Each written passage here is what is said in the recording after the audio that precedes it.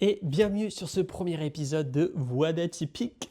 Donc, sur ce podcast, on va traiter de plein de choses et notamment, on va interviewer et on va parler de beaucoup de personnes qui sont atypiques et forcément, qui dit atypique, dit souvent neuroatypie. Donc, il me semblait logique de commencer ce podcast par tout ce qui est neuroatypie.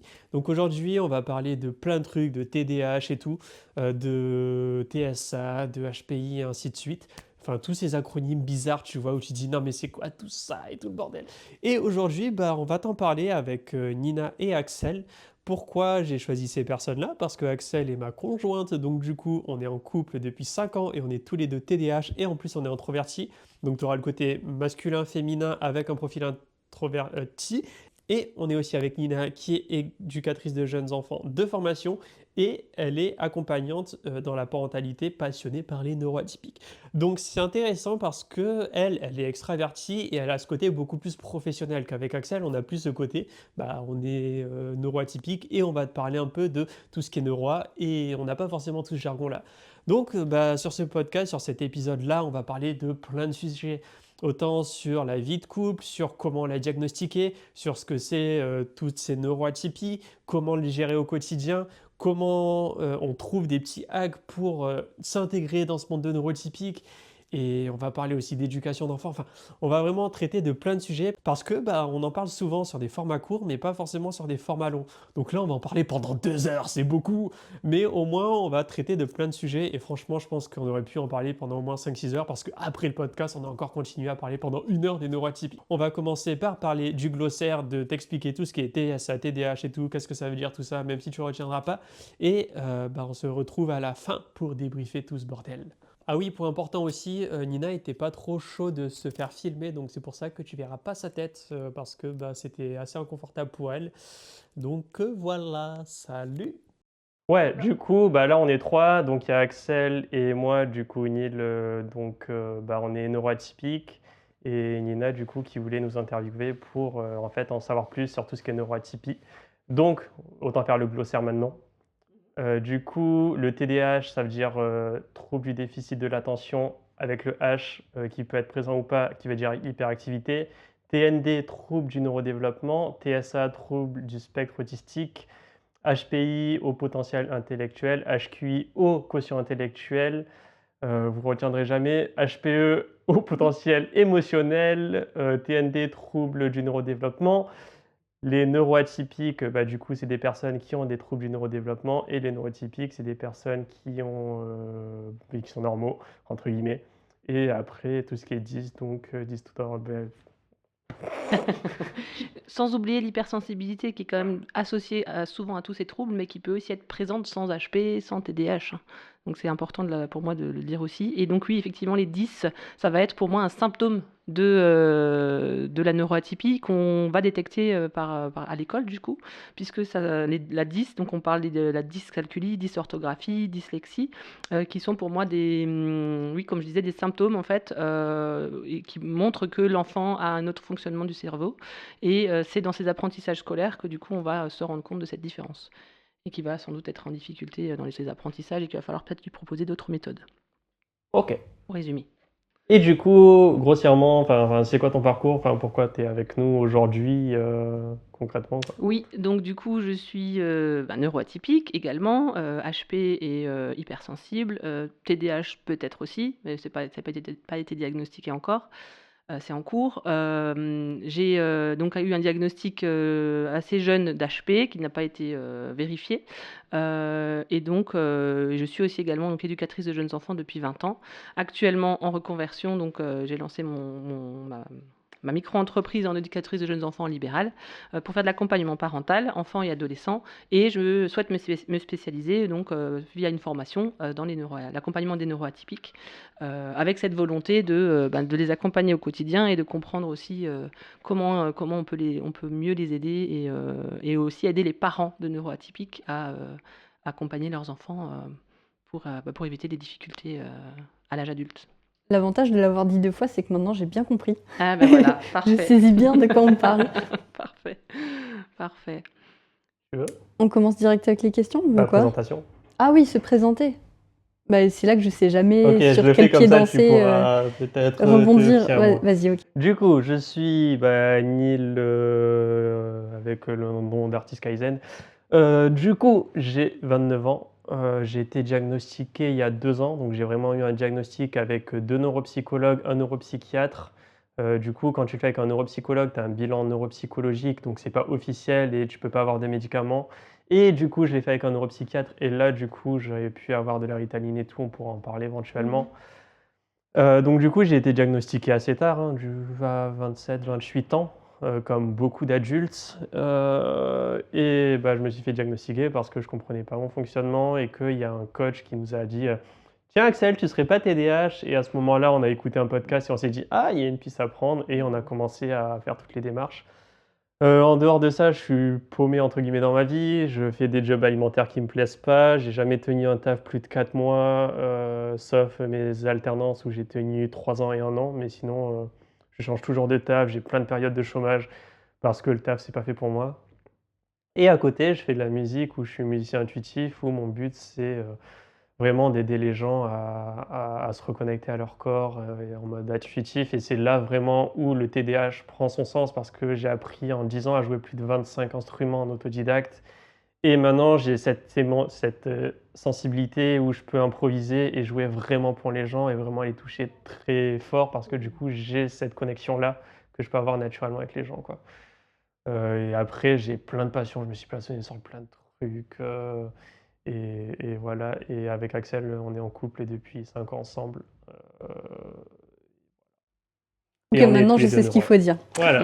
Donc concernant le TDAH, pareil, j'ai été diagnostiquée il n'y a pas très longtemps parce que depuis que je suis indépendante, depuis que j'ai quitté la maison familiale, j'ai toujours des feux d'artifice dans la tête et j'ai l'impression de vivre dans la boue. J'arrive pas à décoller, à faire des trucs qui me plaisent, etc. Et donc j'ai testé différents trucs et notamment de me faire coacher. Et puis il y a une coach qui voit mon fonctionnement, qui me dit potentiellement le TDAH. Et à ce moment-là, je me dis non, mais moi je suis normale. Mais quoi? Non, mais je suis pas. Parce qu'en fait, j'associais ça à un handicap. Et je me dis, mais jamais de la vie, je suis handicapée, tu vois, mais ça va pas, quoi. Et donc, elle m'a envoyé différentes vidéos. Et en fait, en regardant ces vidéos, j'ai un peu mieux compris ce que c'était le TDAH. Je me suis dit, ah ouais. Et puis en fait, quand tu as des exemples, tu te reconnais dedans et tu te dis, mais c'est pas normal ça. Oui. Et voilà, et de fil en aiguille, donc j'ai passé un test plus ou moins officiel voilà, pour officialiser le truc, même si bon, quand t'as beaucoup d'exemples, tu finis par t'en douter, quoi. Par contre, ça m'a aidé sur une autre chose, en discutant avec des personnes autistes. Oui, moi je dis autiste, TSA si tu veux. Euh, j'ai eu des doutes, je me suis dit, oula, mais je serais pas autiste sur les bords aussi. Et puis, et en fait, non, donc j'en ai parlé aussi avec cette neurologue. Et non, j'ai juste peur des gens, en fait, tout va bien. Pas d'autisme. Pas d'autisme. Mais par contre, il y a un point qui est important, je trouve, à souligner, c'est que tu as vraiment cru que c'était un handicap et que ça allait vraiment... En fait, tu te sentais vraiment comme une merde parce que tu disais j'ai un TDAH et tout et tu étais vraiment déprimé à cause de ça, Non, quoi. non, le TDAH, ça va, c'est encore, c'est Tu l'as eu acceptable. quand même. Ah ouais? On parle quand Non, même de handicap invisible hein, C'est ça. pour le TDAH. Hein. C'est ça. Oui, On ouais, parle sur- quand même de plus en plus aujourd'hui de handicap invisible. Ouais, ben j'imagine que pour certaines personnes, c'est vraiment plus handicapant Mais que pour pourquoi? d'autres. Parce que la société est adaptée aux Voilà aussi. neurotypiques. Donc du coup, les neuroatypiques forcément se sentent un petit peu handicapés dans un monde qui n'est pas adapté à eux en fait. Ouais, bah quand Comme un on- gaucher ouais. qui est dans un monde de droitier. Finalement, c'est pas lui qui est handicapé, c'est juste que le monde n'est pas adapté forcément Ouais, à bah ses du coup, tu spécificités. stresses, t'as peur qu'on te reproche des trucs et tout. Donc, ouais, Par c'est exemple, ce côté-là. hier, j'ai fait un inventaire au taf. Pendant plus d'1 heure et demie, j'étais rincé, hein. J'ai failli avoir des accidents de voiture, enfin j'ai failli shooter des vieux et tout parce que ça m'avait bousillé ma batterie d'énergie. Parce que en fait, ça me demande un niveau de concentration de ouf qu'un neurotypique en fait aurait pas eu besoin. Ouais, il faut expliquer Et en pourquoi. plus, En j'avais gros, pas pris ma Ritaline et tout. parce qu'en gros, il faut que tu retiennes le nombre et Parce comme qu'en ton fait, cerveau, on il a- pense directement à autre chose, il oublie au fur et C'est à ça. mesure. Et en plus, on a une mémoire court terme horrible. Donc en fait, je me demandais, putain, est-ce que j'ai compté le côté gauche ou droite? Putain, mais Ah oui, j'ai dû ça faire aussi, une ok. connerie. Ah merde, du coup, ça veut dire qu'il faut que je refasse tout et tout. Et il y a une partie que j'ai dû recompter 8 fois parce que, en fait, à chaque fois, je me perdais et je savais plus ce que j'avais fait, quoi. Et ça, c'est horrible. Et c'est vraiment un gros désavantage. Et les neurotypiques ne devraient pas faire du plein temps en fait en travail parce que en fait, on a besoin de temps pour nous recharger et tout. Enfin, il y a plein de trucs à dire sur le taf, mais voilà, on dérive un peu. Oui. Du coup, à l'heure actuelle, tu fais quoi, Axel, comme travail là actuellement? Tu travailles ou pas? Ouais, Ok. j'ai choisi la facilité juste pour faire rentrer de l'argent, donc je fais femme de ménage. Voilà, tout simplement. Et j'arrive à tenir ce job parce que je suis indépendante. Mais je pense que ça, c'est plus par rapport à mon caractère que par rapport peut-être au TDAH, je sais pas trop.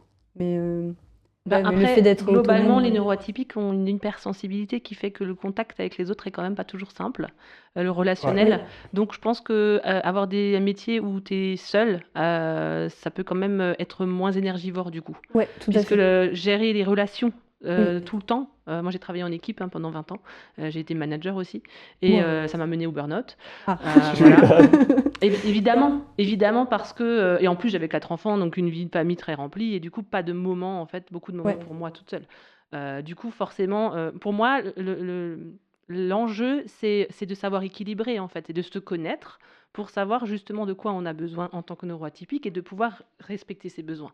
Sauf que quand, tu n'as pas été diagnostiqué, que tu sais même pas qui tu es et qu'en plus on te met dans un moule et dans un monde de neurotypique, tu n'apprends pas tout ça.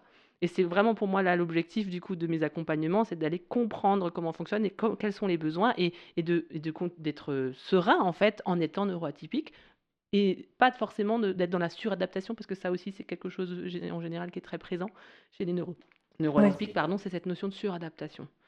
Et après, même une fois que tu le sais, il y a des choses, tu le découvres petit à petit. Ouais, Et grave. encore, il faut chercher à comprendre qui tu es. Oui, Par exemple, dans telle situation, c'est plus agréable pour moi. Ok, c'est ça. du travail en équipe où tu as tout le temps quelqu'un sur ton dos. Enfin, C'est je sais ça. pas, je donne des exemples qui me Oui, concernent. oui, C'est oui, plus dur pour moi, je préfère pouvoir m'organiser. Enfin, oui. donc, ouais, j'ai l'impression que c'est le travail d'une vie. Mais bon, en attendant, Mais en même temps, tu as eu c'est un des jobs. diagnostic tardif. Finalement, c'est Ouais, là où pour moi, ce serait intéressant aussi, c'est de se dire que plus le diagnostic est précoce. mais on n'aurait pas pu le diagnostiquer avant, je pense, chez moi. Ok. Parce que j'avais pas de problème, tout allait bien, tout allait Ben c'était ça, sur on des pourra en roulettes. parler aussi. Ouais. C'est comme Ouais. tu parlais de justement Surtout chez les femmes en plus. d'introverti. Oui. Ouais. Et on croit que un TDA, et du coup je dis volontairement pas H, ça se voit forcément puisqu'on a l'idée du TDAH avec hyperactivité. Et Sauf ben que non, quand il n'y a pas justement. Ouais. d'hyperactivité, et ben comment on voit? Ouais, bah moi non plus, ça aurait été pareil du coup. C'est Mais ça. du coup, petite leçon de vie là pour les TDAH, je vais faire un truc qui est intéressant et que je fais depuis pas longtemps. Euh, je vous regarde pas dans les yeux parce qu'en fait, le fait de regarder dans le vide ou de regarder d'autres choses, ça me permet de plus me concentrer sur les sens que si je vous Bah regarde oui. en fait, voilà. Mm. Et ça, c'est un truc qui est très important à dire, c'est que quand tu es neuroatypique, tu as tendance à tout encaisser toi-même et à toujours te suradapter au lieu de dire les choses et au lieu de demander de l'aide aux gens. Et depuis que notamment sur des stages un peu sur le bien-être et tout, je dis aux gens, bah là regarde, enfin il y a un cercle de parole, je vous regarde pas parce qu'en fait, si je vous regarde, en fait, mon esprit va partir dans tous les sens. Si je regarde un point fixe, au moins ça me permet d'être plus focus. Et c'est important en fait de dire nos besoins, de comment on fonctionne et tout, parce que ça peut éviter des conflits et tout ça. Bref, Tout à fait. parenthèse fermée. Du coup, vous avez déjà un petit peu répondu à la première question, qui était comment avez-vous découvert votre neuroatypie. Donc du coup, pour Ok. tous les deux, c'était une découverte tardive. Ouais. Vous Bah, n'aviez oui. pas En du même temps. tout de conscience avant d'être neuroatypique, en fait. Alors, j'ai eu une amie qui m'en avait parlé, mais ça me passait complètement au-dessus parce que Pareil. je me disais, bah, je suis normale, moi, je suis normale. Ok. Et en fait, c'est parce que j'arrivais pas à avancer dans la vie que je me suis fait coacher. Et j'ai eu la chance de toujours avoir un feeling qui m'aide à avancer un peu.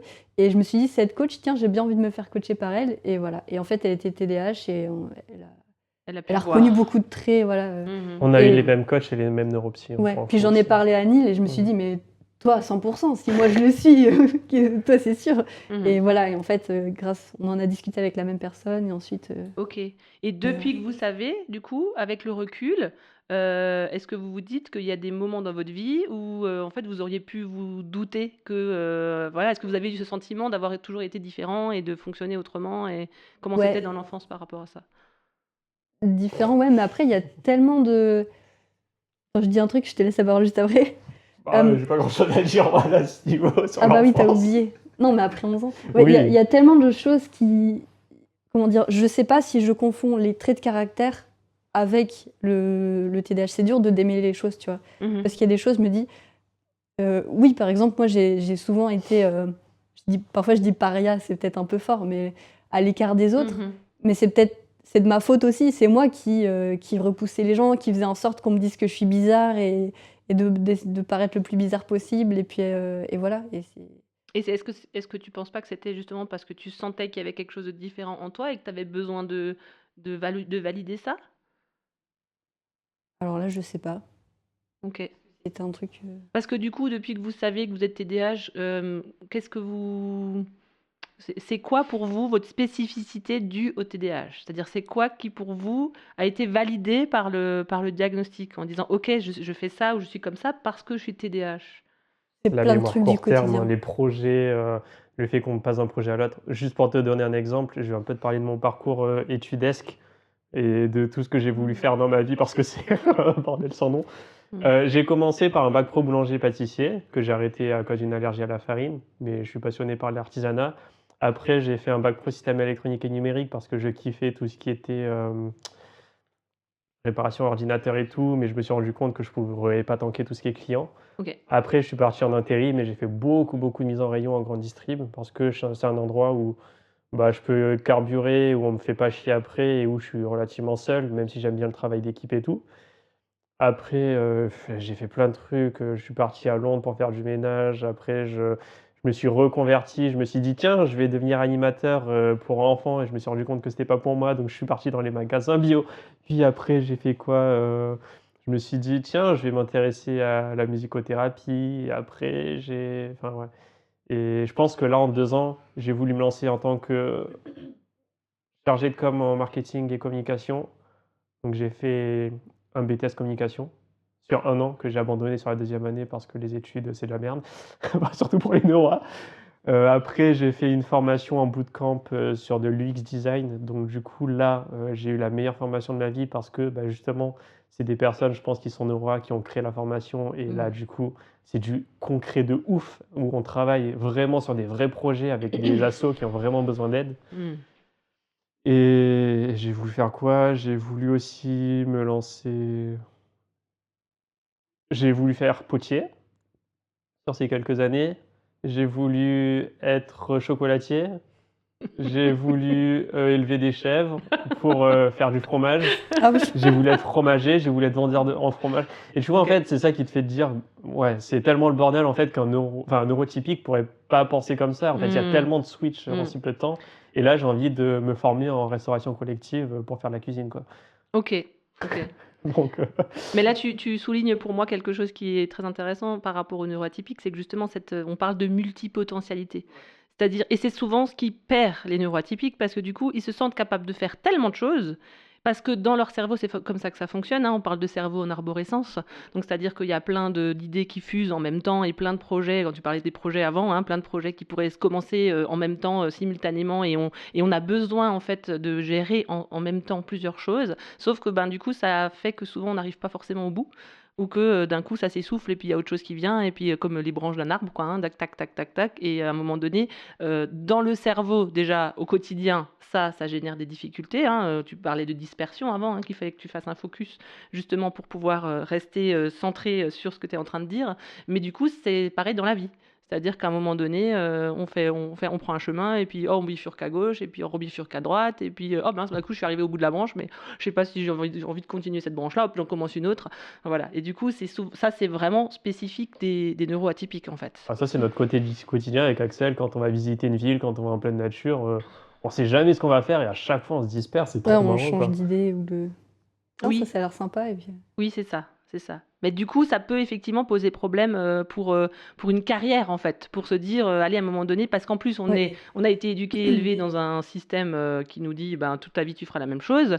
Pour un neuroatypique, un multipotentiel, en fait, Bon, c'est encore, pas possible. ça va, j'ai l'impression que c'est quand même plus admis maintenant que tu changes de carrière, que tu fasses des Oui, 360. oui, oui, oui, mais ça a peut-être avoir un côté pas rassurant, en fait, de pas savoir ce que tu veux faire et de changer tout le temps comme ça. tu vois. Pour l'employeur? Ouais, mais Pour ça, toi-même, en fait. C'est pas Ah, ok. forcément rassurant, tu vois, de pas savoir, de jamais savoir, d'avoir l'impression qu'à chaque fois que tu commences un truc, ben finalement, au bout de 6 mois, t'as plus envie et puis tu fais autre chose. Tu vois, moi, Ouais, j'avais c'est ça avec vrai les que sports ou les activités, quoi. Je dirais, à un moment donné, je faisais une liste de tout ce que j'avais envie de faire. Je disais, je peux pas, bon, bah, je commence par un. Sauf que, bah, en fait, au bout de 3 mois, c'est bon, j'avais fait le tour, j'avais envie de faire autre chose. Mais ah quand ouais, tu 3 mois t'engages, seulement. bah oui, ça peut, ouais, tu Ah oui, vois. d'accord, je comprends pourquoi c'est compliqué. Oui. Ok. Moi, j'ai fait la même chose, mais tous les ans, donc il n'y avait pas de souci, tu vois. Alors moi, il Tous y les avait ans, un tu... truc très raisonnable de ce qu'on m'avait inculqué, que quand tu t'engages, tu payes pour Oui. ton année et tu y arrives au bout. Ce que j'ai essayé d'appliquer à mes enfants aussi, qui pour la petite parenthèse sont aussi pour la plupart Bah oui, neuroatypiques, c'est forcément. sûr. sachant que c'est un truc qui est quand même assez souvent héréditaire, hein, à Ouais, savoir bah que oui. si t'as Oui, un parent TDAH, souvent les enfants ils vont y passer quoi. voilà, c'est ça. C'est ça. Et du coup, ben voilà, moi j'ai été confrontée, ça c'est pareil par rapport à l'accompagnement des enfants, j'ai été confrontée à des enfants qui ont voulu faire une activité et puis au bout de 3 mois n'avaient plus d'élan pour y aller et sont confrontés à tout l'entourage qui dit bah non, tu t'es engagé, quand on s'engage c'est important, il faut aller au bout, etc. Tu te rends compte, tu peux pas abandonner dès que ça te plaît plus, nanana. Voilà, Sauf dans ce qu'en cas-là, fait, tu fais comment? eh Je me ouais, suis toujours posé la question, est-ce que vraiment c'est pas bien ou est-ce que, je sais pas, on pourrait mettre en place des forfaits sur 3 mois ou sur 1 mois et comme ça les gens eh ben, ils c'est vont pour là. ça que je pense que pour les TDAH ou les neuroatypiques, à un moment donné, ça peut être intéressant d'avoir des choses en ponctuel, c'est-à-dire des activités qui vont être plutôt à la séance. Parce que du coup, et c'est comme ça que je fonctionne. Depuis l'année dernière, je me dis, j'arrive plus à faire une activité à l'année, j'arrive pas à m'engager sur une année en fait. Donc je me mets un soir dans la semaine quand même, parce qu'il faut quand même que j'organise mon planning. Et en même temps, et ben, ce soir-là, je sais que par exemple le mardi soir, je peux soit aller chanter, soit faire de la danse, soit aller faire des jeux de société avec des amis, soit et en fait, du coup, ça va répondre à chaque fois aux besoins et aux envies que j'ai à ce moment-là.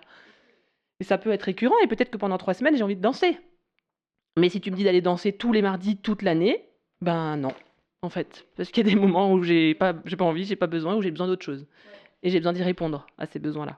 Ça me donne envie de parler de mes passions de manière générale et comment je les aborde, parce que ça, c'est assez marrant. Je pense qu'il y a un côté un peu TSA dans ma façon d'aborder tout ce qui est passion. C'est que quand je vais me lancer dans un truc, je vais y aller comme un bourrin via des tutos YouTube et tout.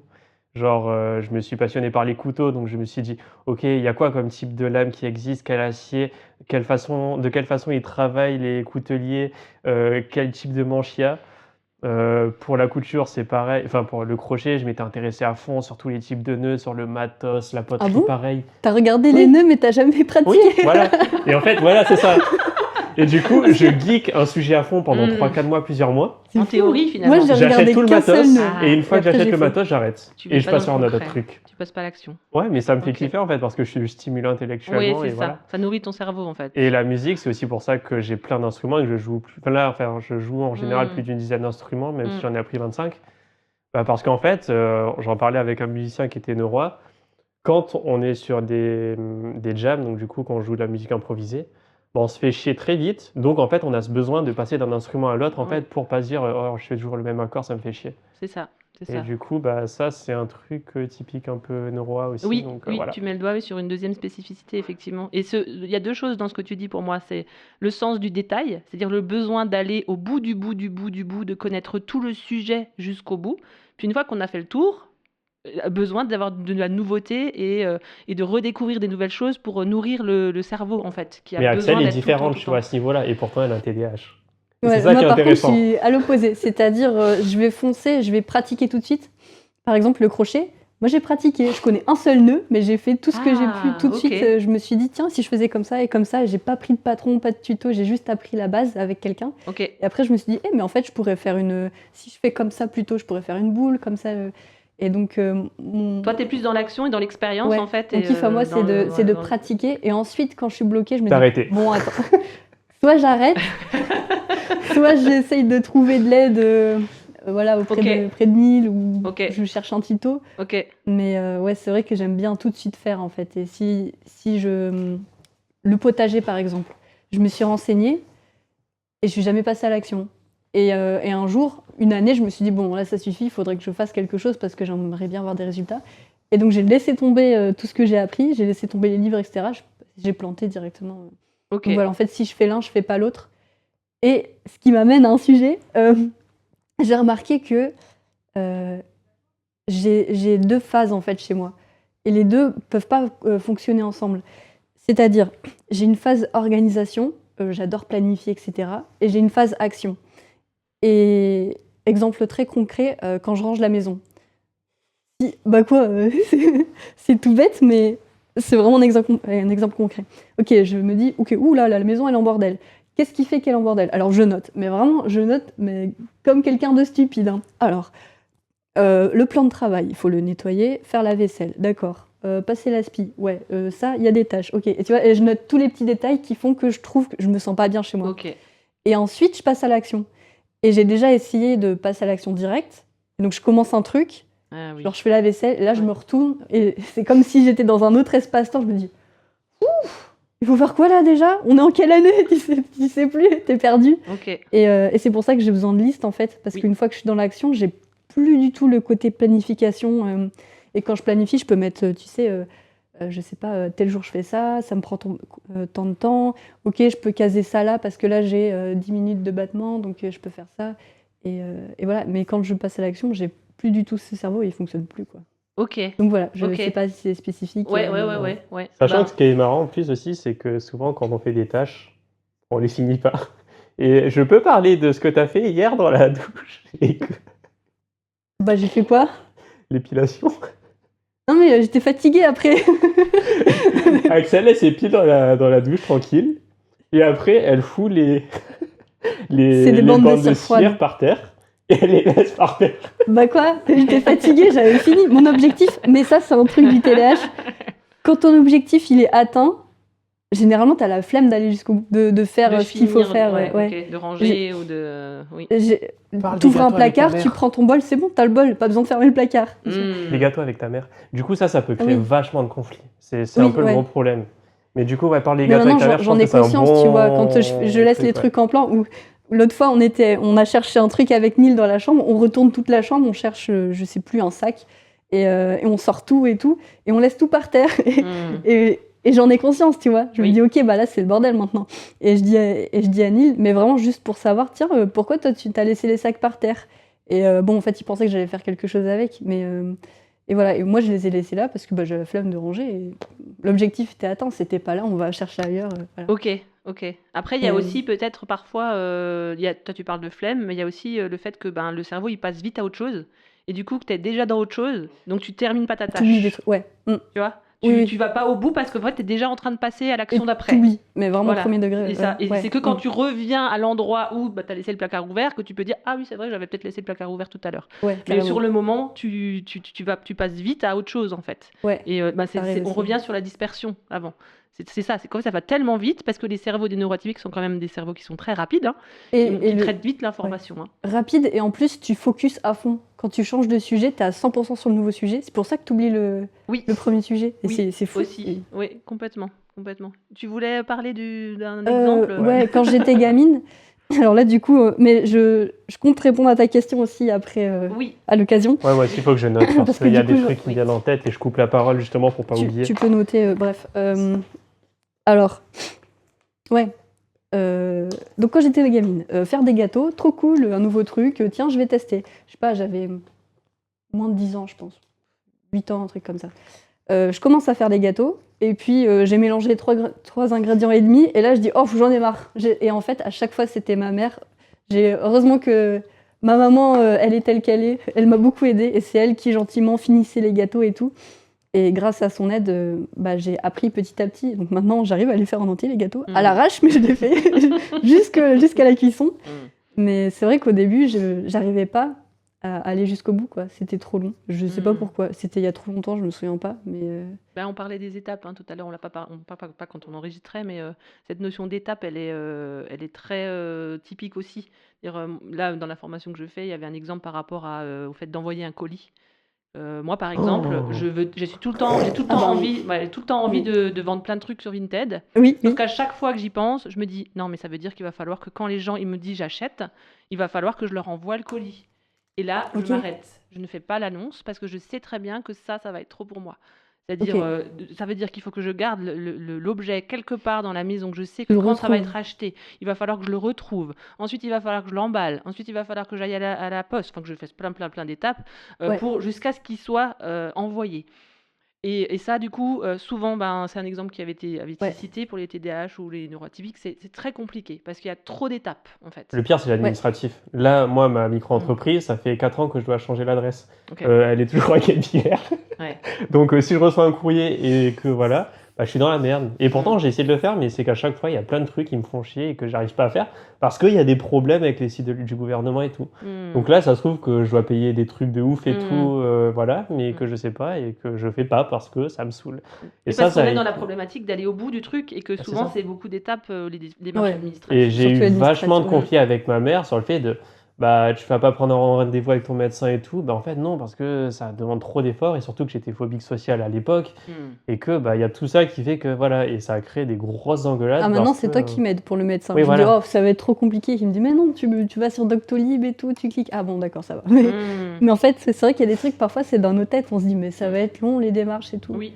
Et moi, ça me fait penser à quelque chose dont tu dis ça. Comme en général, enfin, souvent, quand on est neuroatypique, il y a justement cette problématique de relationnel qui est quand Mm. même pas toujours simple. Mm. Parfois, un simple coup de fil à passer peut être une montagne. N'est-ce On pas? est d'accord? Oui, Bah, oui, oui, pour donner un C'est du exemple, vécu. au début avec Oui, oui, Axel oui, quand oui. on se connaissait, elle pouvait mettre plusieurs jours le temps d'écrire le script et tout pour téléphoner l'assurance Le juste pour script, lui c'est dire bonjour, je voudrais ta ta ta. ouais. Eh oui. Et c'est tout le Alors, temps. j'ai un Quoi. exemple Mais très concret. J'ai mis 1 an et demi à trouver une alternance en peinture, peintre en bâtiment. C'est un truc très demandé, à Bordeaux en plus. Donc il y a beaucoup de. Et en fait, je passais 3 appels par semaine, je crois. Et heureusement que je l'ai eu rapidement. Parce que s'il avait fallu que j'attende 50 réponses, que j'appelle 50 personnes, Hmm. j'aurais mis 10 ans à trouver le Mhm. truc, quoi. Mhm. Et Mhm. aujourd'hui, c'est un peu mieux. C'est pas top non plus. Je sais que j'ai du mal à répondre par message ou. Ouais, le relationnel, c'est pas facile d'une manière générale. Bon, maintenant, s'il faut juste que j'appelle une assurance, par exemple, ça va. Dans la journée, c'est fait, ou le lendemain, enfin, ça Ok. va beaucoup mieux. Si c'est juste pour demander un truc administratif, bah, ça me paraît. C'est pas une montagne, tu vois. C'est plus, par exemple, pour les.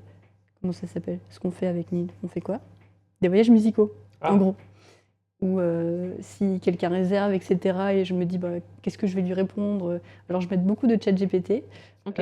Hier encore, pour répondre à quelqu'un, je savais pas comment lui dire, bah, finalement, je suis désolée, on va pas venir, etc. Bah, j'ai demandé à ChatGPT, je lui ai dit, voilà, je voudrais répondre ça, je lui ai fait un pavé, formule le message. Et puis, il m'a formulé un truc, et voilà. Et Ok. ça Et, m'aide, en et vrai. pourquoi c'est difficile pour toi d'envoyer ces messages? C'est parce que tu as peur de la réaction de l'autre? Ouais, parce qu'en fait, je sais pas comment parler avec des pincettes. Ok.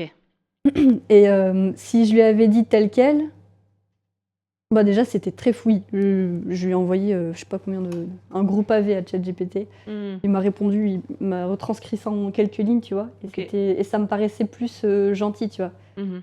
Dire bah désolé finalement, on vient pas. Mhm. Mhm. Et moi je savais pas comment dire ça. Et ça, c'est encore une Une autre- spécificité, c'est cette notion d'authenticité. En fait, il y a tellement, ça sort très naturellement. En fait, les choses sont assez claires. Et sauf que dans les relations des neurotypiques, on va dire, il y a justement toute cette étape où tu fais attention à dire, il y a des choses qu'il faut pas dire, il y a des choses il faut pas les dire comme ça, etc. Et il n'y a pas ce filtre. En fait, les neuroatypiques en général n'ont pas ce filtre. Et ils ont conscience assez rapidement que ce filtre est nécessaire pour que ça se passe bien avec l'autre. Ouais. Sauf que du coup, moi, il y a plein de choses que j'aurais besoin de dire spontanément, comme ça vient. Mais je sens que quand je dis comme ça vient, c'est mal pris par l'autre. Et du coup, c'est ça qui va parfois générer après du côté introverti. Ouais. Parce que justement, la relation devient compliquée. Parce que quand j'étais authentique et que je sortais ce qui venait quand ça vient, ben en fait, il y a eu des réactions en face qui n'ont pas forcément été Et faciles. comme tu es hypersensible, Et voilà. voilà, pareil. Et voilà. Et Et voilà. donc du coup, tu as peur d'être rejeté par Voilà. les gens ou d'être Voilà. mal aimé. C'est Et donc ça. tu. C'est ça, c'est ça. Ok. Et donc ça génère forcément à un moment donné un isolement, une difficulté à être en relation à l'autre, ou un choix de relation pour être en relation qu'avec des personnes qui Ouais. sont aussi hypersensibles ou qui pourrais éventuellement comprendre et avec qui Ouais. je pourrais. Et souvent, c'est un sacré soulagement quand tu rencontres des personnes comme ça. Oui. Où d'un coup, tu peux être juste qui tu es, dire les choses comme ça vient et que ce Mais soit pas mal pris en face. le pire, c'est que je suis sûre que toi comme moi, quand on dit les choses spontanément, il y a rien de méchant, c'est oui, juste c'est ça. naturel et tout. C'est Et ça. c'est fou que maintenant, on n'ose plus. Ça nous fait trop peur de dire les par choses contre, telles quelles, même si ça. c'est brouillon, même si... Tout à fait. il y a un truc important quand même, c'est de se dire que chaque neuroatypique est différent Oui, tout à et fait. que chaque neuroatypique va s'adapter différemment. Donc par Complètement. exemple, Axel, elle galère avec l'écrit, que oui. moi, communique. En fait, moi, ma seule manière de créer du lien avec les gens, c'est de le faire par écrit. Ok. Parce que j'étais gamer et que toute ma vie, enfin toute mon adolescence slash vie de jeune adulte, je l'ai passé en écrivant et en créant du lien via un chat. Donc moi, Ok, c'est ma grosse force et ça veut pas dire que tous les neuroatypiques sont comme ça. tout à fait. Et deuxième chose, C'est juste. à savoir aussi, c'est que, je sais pas si on peut dire heureusement ou malheureusement, c'est que moi, en faisant un petit passé, enfin, en regardant mon passé, c'est que tous mes meilleurs amis ont toujours été neuroatypiques. Sans même que je sache que c'était tout, mais tous mes vrais amis très proches ont toujours eu une neuroatypie. Euh, Ça, c'est une et- prise de conscience ouais. que tu as eue depuis que tu es diagnostiqué. Ouais. En même temps, Ouais. quand on regarde tes préférences, qu'il faut être con pour que tu nous aimes bien. C'est normal que tes amis Non, soient mais il y a un neuroatypiques. truc qui se fait tellement naturellement entre neuroatypiques, en fait, genre, il y a moins de filtres et... Oui. Et en fait, même, tu vois, avec Axel, il y a un jeu souvent qui est de, tiens, elle est neuroatypique et tout. Et je suis allé travailler Oui, dans On un... regarde les gens, Ah on se dit, oui. tiens, Ouais, c'est ça. cette personne, Ah elle ouais. pourrait être... Et je suis allé travailler dans un magasin pendant un jour et je lui ai dit, non, mais toi, t'as pas un TDAH? Elle m'a dit, bien joué. Tu vois, et en fait, on se reconnaît entre neurois. Oui. Et en fait, malheureusement, si tu veux avoir des amis et que tu es isolé comme nous, on a du mal, bah, va vers des neuroatypiques, quoi. Oui.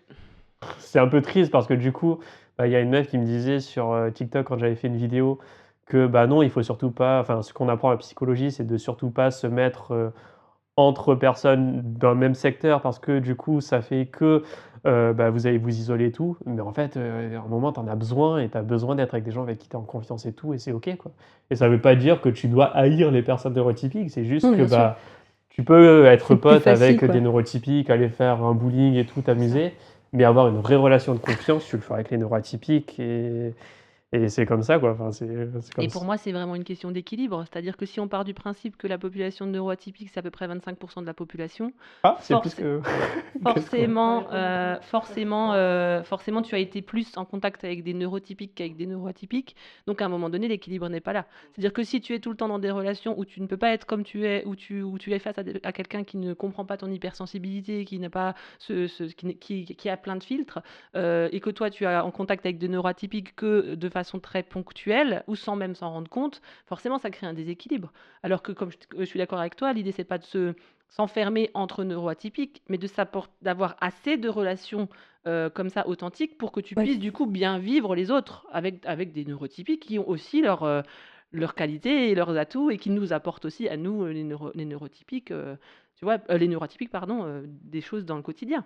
Ouais. Et en plus, avec Axel, on était allé dans une asso où il y avait que des neuroatypiques. Putain, qu'est-ce que ça fait du bien. Ah ouais. On était une dizaine. La Et ça conversation, partait dans j'avais tous jamais les vu sens. ça. Ah ouais. C'était trop marrant. C'était fou. Et du coup, ça fait que on peut lâcher en fait la conversation pendant 10 minutes et on peut raccrocher après parce qu'il y aura un autre truc qui va... Mm. Ouais. Enfin, on va parler d'un autre truc, quoi, et c'est Mm. trop bien. Mm. Et avec Axel et avec mes potes neurois, à chaque fois qu'on parle, il y a plein de sujets à la fois qui sont traités. C'est On ça. doit parler 3-4 trucs en même temps. Oui.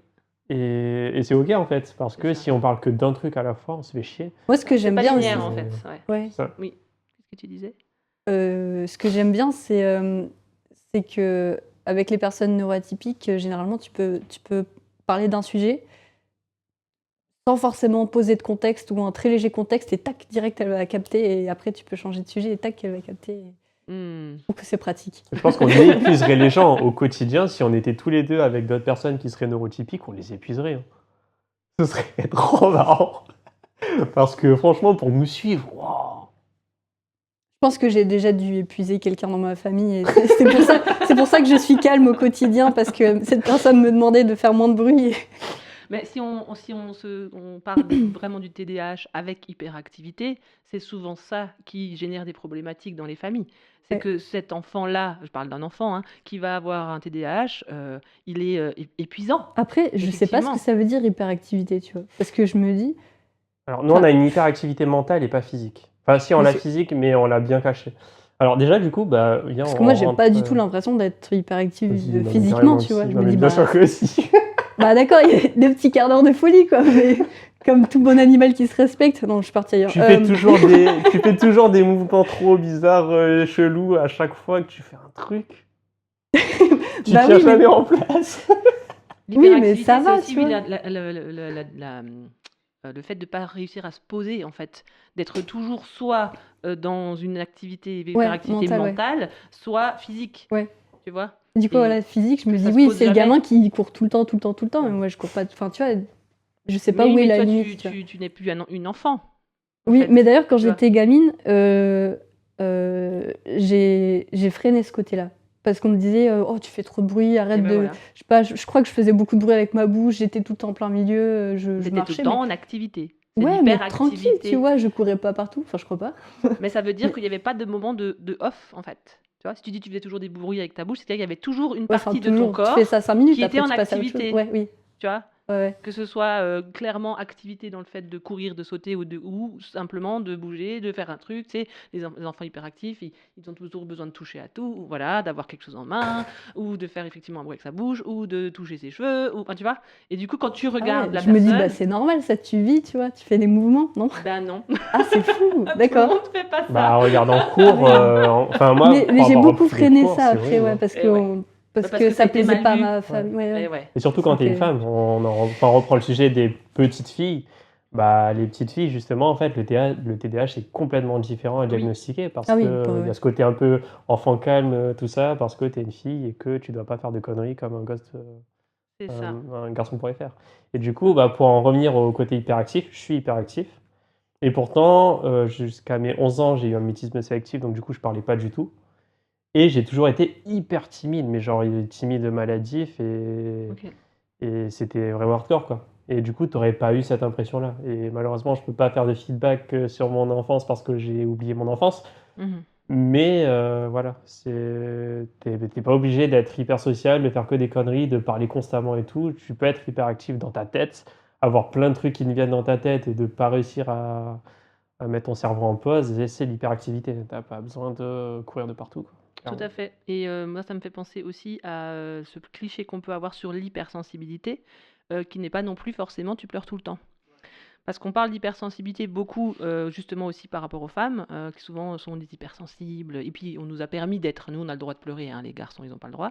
Donc déjà, un garçon hypersensible va pas forcément sortir son J'ai pas hypersensibilité en pleuré de mes pleurant. 11 ans jusqu'à mes 25 ans. Voilà. Mais par 27 contre, 27. ça peut sortir autrement. C'est ça. C'est-à-dire que ça peut être de l'hypersensibilité aussi, plutôt Eczéma et tout. un peu colérique, un peu caractériel, un peu des choses un peu sanguin. Ça peut aussi être de l'hypersensibilité Ouais. chez les hommes, en fait. Et je Mais vais ça va sortir donner- autrement par le biais qu'on leur a laissé, en fait. Eux, ils ont le droit de se mettre en colère. Nous, on n'a pas le droit de se mettre en colère. On doit pleurer. Eux, ils n'ont pas le droit de pleurer. Donc voilà. Mais pour donner un Bon exemple équilibre. pour donner un exemple très concret d'hypersensibilité que les gens pourraient, enfin, verraient pas comme ça. Je travaillais à Carter Cash, du coup, un magasin qui change les pneus de voiture et tout. Et il y a un mec, bah, il a fait une grosse connerie et du coup, il a mis sa jambe dans un truc pour changer les pneus. Il s'est fait écraser la jambe. Donc Ok. très cool. Et du coup, bah, il y avait son frère, en fait, bah, du coup, c'est lui qui est un peu, entre guillemets, responsable de ça parce que bah, c'est lui qui a activé la machine. Et en fait, il commençait à gueuler et tout, il y avait les pompiers, enfin, c'était un bordel sans nom. Et moi, je m'étais isolé, je voulais faire quelque chose pour les aider et tout, mais je pouvais pas parce qu'il y avait trop d'émotions. Et j'étais à deux doigts de vomir, j'étais vraiment, j'avais des vertiges, j'allais vraiment faire un malaise en fait parce que je ressentais toutes les émotions et c'était beaucoup trop. Et je m'étais éloigné à 5-6 mètres parce que j'en pouvais plus, quoi. Mm. Et pourtant, j'avais rien concrètement. Enfin, c'est pas moi qui ai eu le problème. Il y a personne qui me calculait parce que je m'étais isolé. Mais par contre, j'étais au bout de ma vie. J'en pouvais plus. Mm. Et ça m'a demandé une énergie de ouf en fait sur tout le reste de la journée. Et je pense que ça a dû me prendre plusieurs jours pour récupérer tout ça, quoi. Et ça, c'est l'hypersensibilité, par exemple. Oui, c'est ça. Et la grosse problématique de l'hypersensibilité, c'est justement cette hyper-empathie qui va faire qu'on va ressentir tout 1000% par rapport à ce que l'autre peut vivre et que souvent, ben, on vit comme si c'était nous. C'est ce que tu décris là dans l'exemple. Oui, c'est tout à fait ça. Et c'est ça qui peut effectivement souvent mettre en difficulté, et d'où la nécessité de se connaître et de savoir quand on est hypersensible et de comprendre que c'est important de faire un aller-retour entre soi et les autres. Et c'est pour ça que le relationnel est parfois compliqué, c'est parce qu'on ne se connaît pas et on ne fait pas attention. Souvent les hypersensibles ont du mal aussi à poser des limites. Donc du coup, on se laisse envahir en fait, envahir par tout, que ce soit en termes de concret, c'est-à-dire dans l'espace, dans son espace, mais aussi émotionnellement. Et c'est tout l'enjeu de se connaître et d'un moment donné savoir comment, une fois de plus, on équilibre entre ma relation avec les autres et moi-même, quel moment voilà, je vais aller faire redescendre l'émotionnel, je vais aller m'occuper moi-même de mes besoins, etc., pour pouvoir revenir en relation avec l'autre de façon beaucoup plus apaisée Ouais. et sereine. Surtout que les neuroatypiques ont un niveau d'encaissement qui est incroyable. Et en fait, on a l'impression de Ah ouais? pouvoir encaisser des trucs de ouf. Moi, j'ai l'impression que j'encaisse rien du tout et que ça sort direct. En fait, le truc, c'est qu'on arrive tellement... C'est la toi, oui. différence entre les hommes et les femmes. Ouais, pour le c'est coup, ça. je Et crois. moi, en fait, je peux aller Ok. vraiment très très loin. Là, Ouais. dans mon dernier taf, j'étais au bout de ma vie. Hein. Ouais. Et un neurotypique Oui, n'aurait pas ouais. tenu aussi longtemps. Ah ouais, c'est ça. Donc, La notion de limite, ouais. Mais c'est vrai que chez les femmes, peut-être que c'est plus ça Mais- vient, ça sort. Les ouais. femmes hypersensibles. Mais depuis que je neuroatypiques. connais Neil aussi, je m'autorise plus à laisser mes émotions sortir directement. Dès qu'elles arrivent, je retiens beaucoup moins, tu vois. Parce que je suis dans un environnement qui me permet. Mais oui, c'est Et accueillir. surtout que je m'en fous, si Mhm. elle pleure et tout, je vais pas la prendre en mode pitié, arrête de pleurer, qu'est-ce qu'il y a et tout. Je vais la laisser pleurer tranquille et c'est ok Mhm. parce que je sais que c'est une émotion qu'elle Voilà. va sortir. Et j'ai pas de pression autour de moi, au contraire, tu vois, c'est bien ok. Donc, On je a dis, des bon, bah, connaissances aujourd'hui sur l'intérêt de la libération émotionnelle. On sait qu'une émotion, en fait, si on l'accueille, elle reste normalement 90 secondes. c'est tout. C'est 90 secondes. Si elle continue, c'est qu'en fait, il y a quelque chose qui entretient. Ou Oui, alors qu'elle ouais. n'est pas accueillie complètement. Le C'est des souvenir, traumas ouais. qui ont...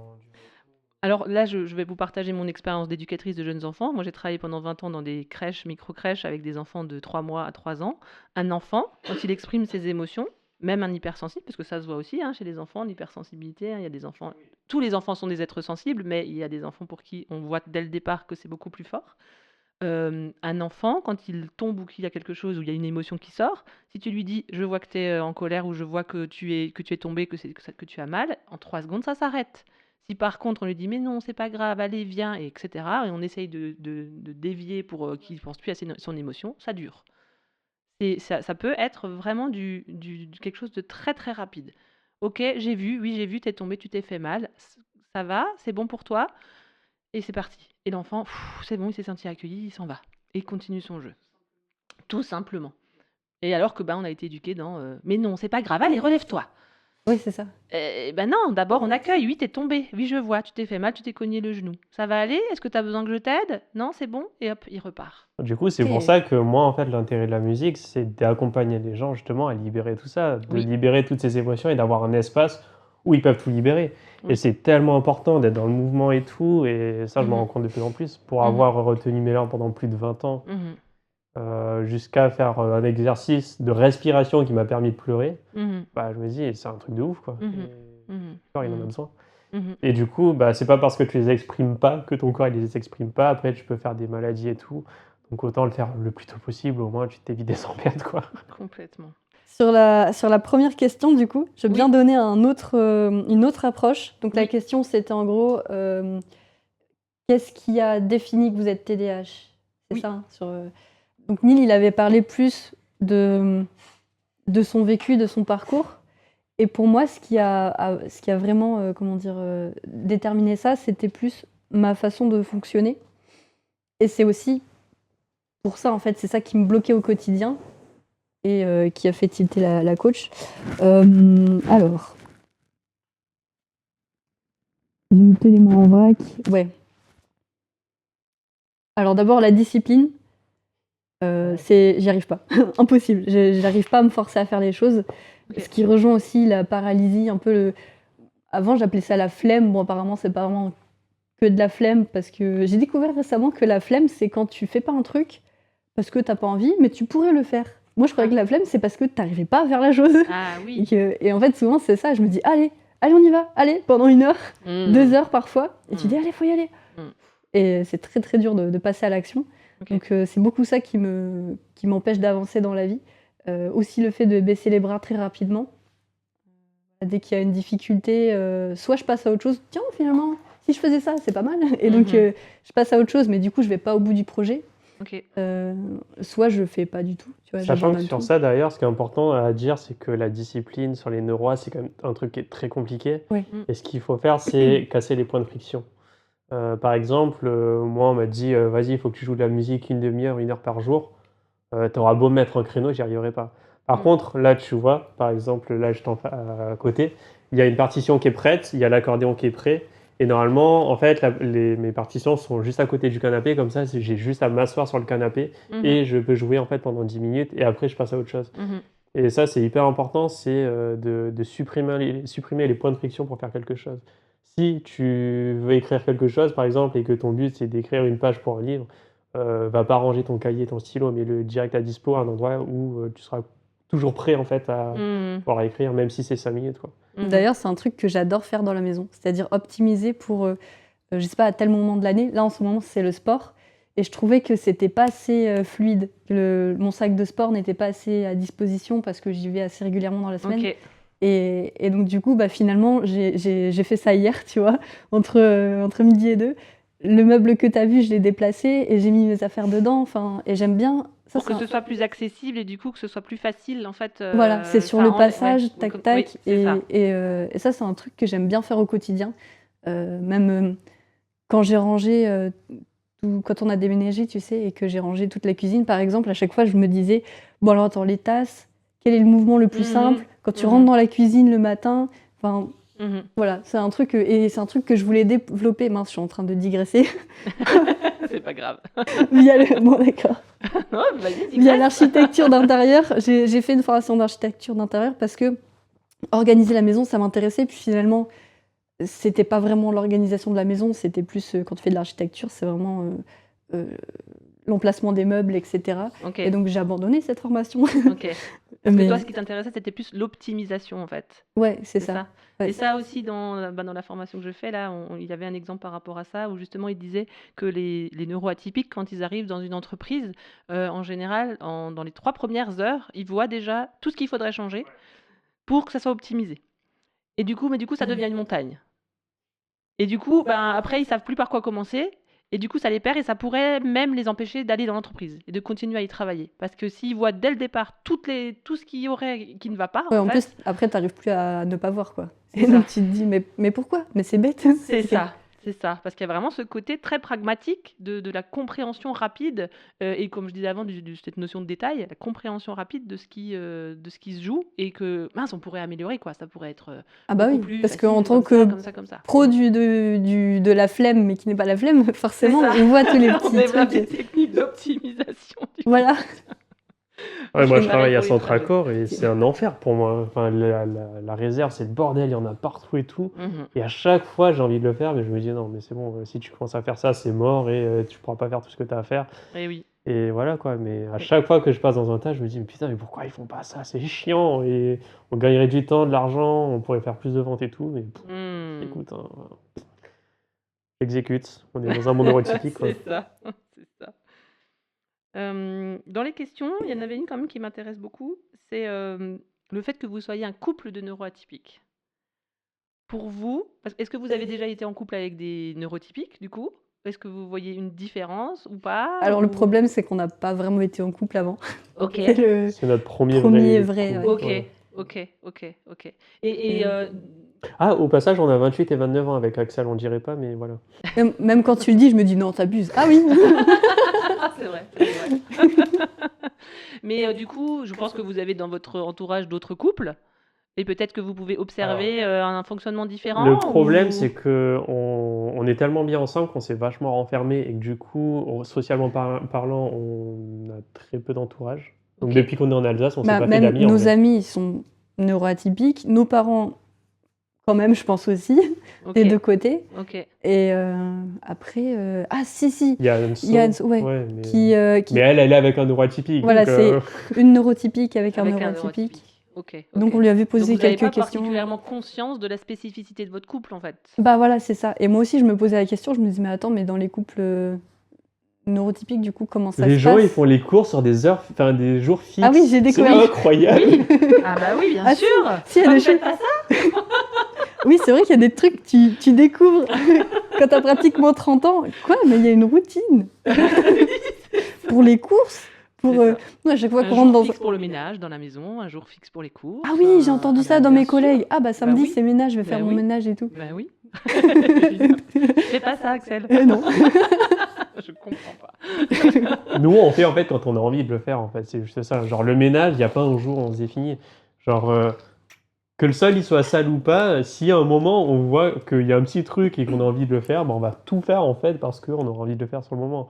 Par contre, si un jour la maison est dégueulasse et qu'on a la flemme, on le fera pas. Hmm. C'est un truc à la C'est- fois pratique et pas pratique. C'est-à-dire, généralement, ouais, notre façon de faire le ménage, c'est... moi, je suis un peu plus omnubilée que Neil, je pense. C'est, oh, bah, il y a des petites taches là, tiens, les toilettes, hop, je vais nettoyer les toilettes. Puis je vois un peu plus loin quelques petites taches et je vais nettoyer les petites taches. Et en fait, je peux vite perdre du temps à nettoyer des trucs, mais, tu vois, des Et oui, c'est ça. tout petits, que des C'est pour ça que détails. les neurotypiques, ils s'organisent et ils se mettent une tranche en fait de ménage parce qu'ils savent que sinon, si tu commences à un endroit puis tu finis à un autre et puis après, t'as pas fait tout ce que tu avais prévu de faire. Ouais, c'est ça. Et encore, si t'as prévu des trucs, Si parce t'as que prévu. si tu te connais à peu près, tu dis, ouais, je vais pas prévoir trop de choses. Quoique. Ah, d'ailleurs, j'ai vraiment une question avec ça.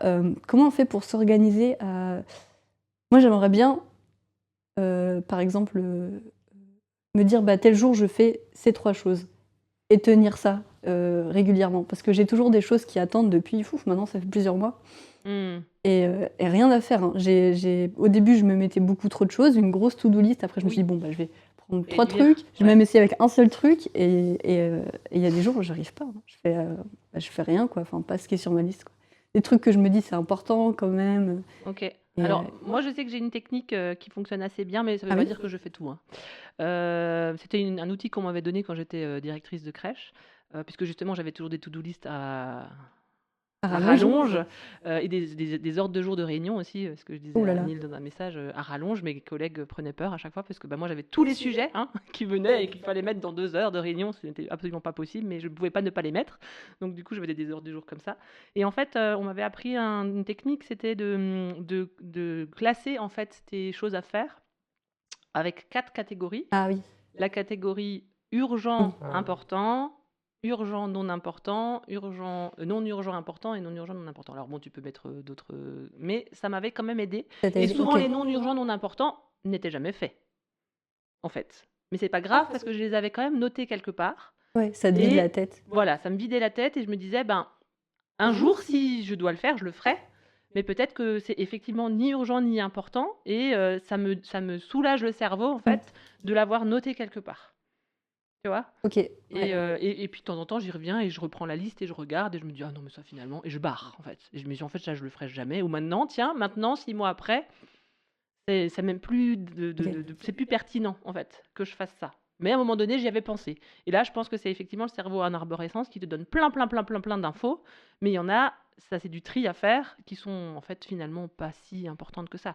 Mais tu les vois parce que tu es dans le détail et parce que, Ouais, c'est ça. voilà, c'est ça. Trop dans le détail. Et oui, et oui. Du coup, tu n'avances pas sur les trucs importants, tu te perds dans les détails en C'est fait. ça, Et c'est ça. je trouve qu'en tant que TDAH, c'est dur de vraiment se focus sur l'important, sur les étapes importantes, priorités. les priorités, ouais, Oui, qui vont permettre par exemple d'aboutir, oui. de finir le projet ou Oui. d'évoluer dans ta vie. Enfin, je sais pas si Ouais. toi aussi ça te fait ça. Oui, oui, oui. Mais je Mais- pense que moi, en tout cas, ce qui m'aide beaucoup, j'ai remarqué, c'est vraiment de mettre les choses à l'écrit, de les poser en fait sur une feuille. Ça les structure en fait presque naturellement. C'est-à-dire que si maintenant j'ai un sujet, un projet et que je sais qu'il y a plein de choses à faire pour que je puisse y aller, je vais tout écrire, tout ce qui me vient.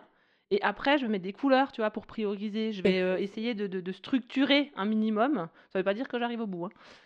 Quand même, je précise. Mais mais je trouve c'est que déjà ça une aide. première Et étape, ok. mes enfants, je les accompagne beaucoup comme ça aussi dans l'orientation, ou quand ils ont un choix à faire.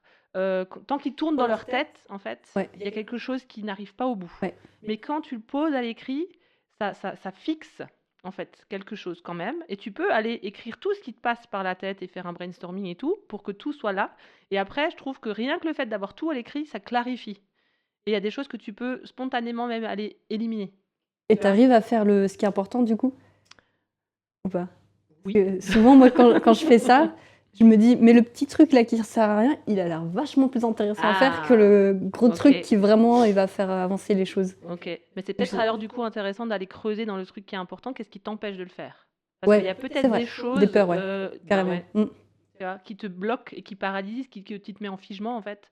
Qui te mettent en figement, tu sais que tu dois le faire, c'est important que tu le fasses et pourtant tu n'y arrives pas. Ouais, Il y a c'est clairement sans ça, doute ouais, c'est des peurs, oui, des carrément. émotions qui sont cachées là derrière et là du coup c'est bien d'aller aussi les écrire.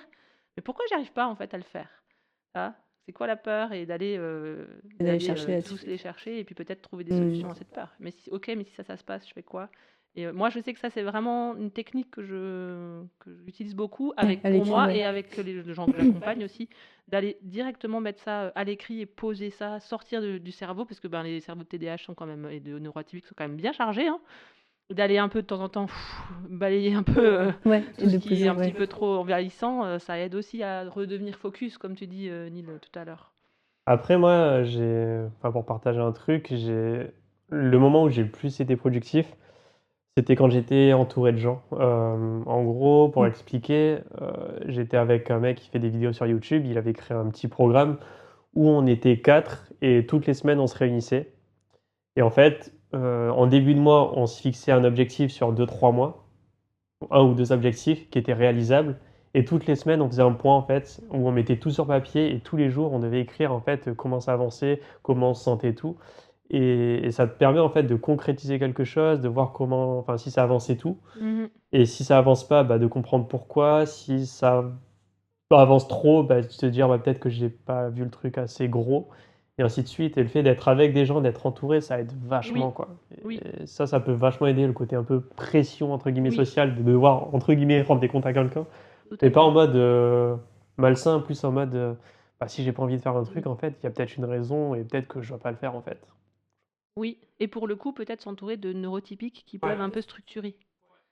Parce que je pense, pour moi, on est vraiment complémentaires. Et c'est vraiment intéressant, je pense, d'avoir dans sa vie et des neurotypiques pour justement venir peut-être des fois un peu structurer le neuroatypique qui partirait dans tous les sens, mais qui en même temps apporte un regard nouveau, le sens du détail et plein d'atouts en fait qu'il n'arrive pas toujours à canaliser et que le neurotypique pourrait peut-être du coup profiter de cette créativité et en même temps structurer.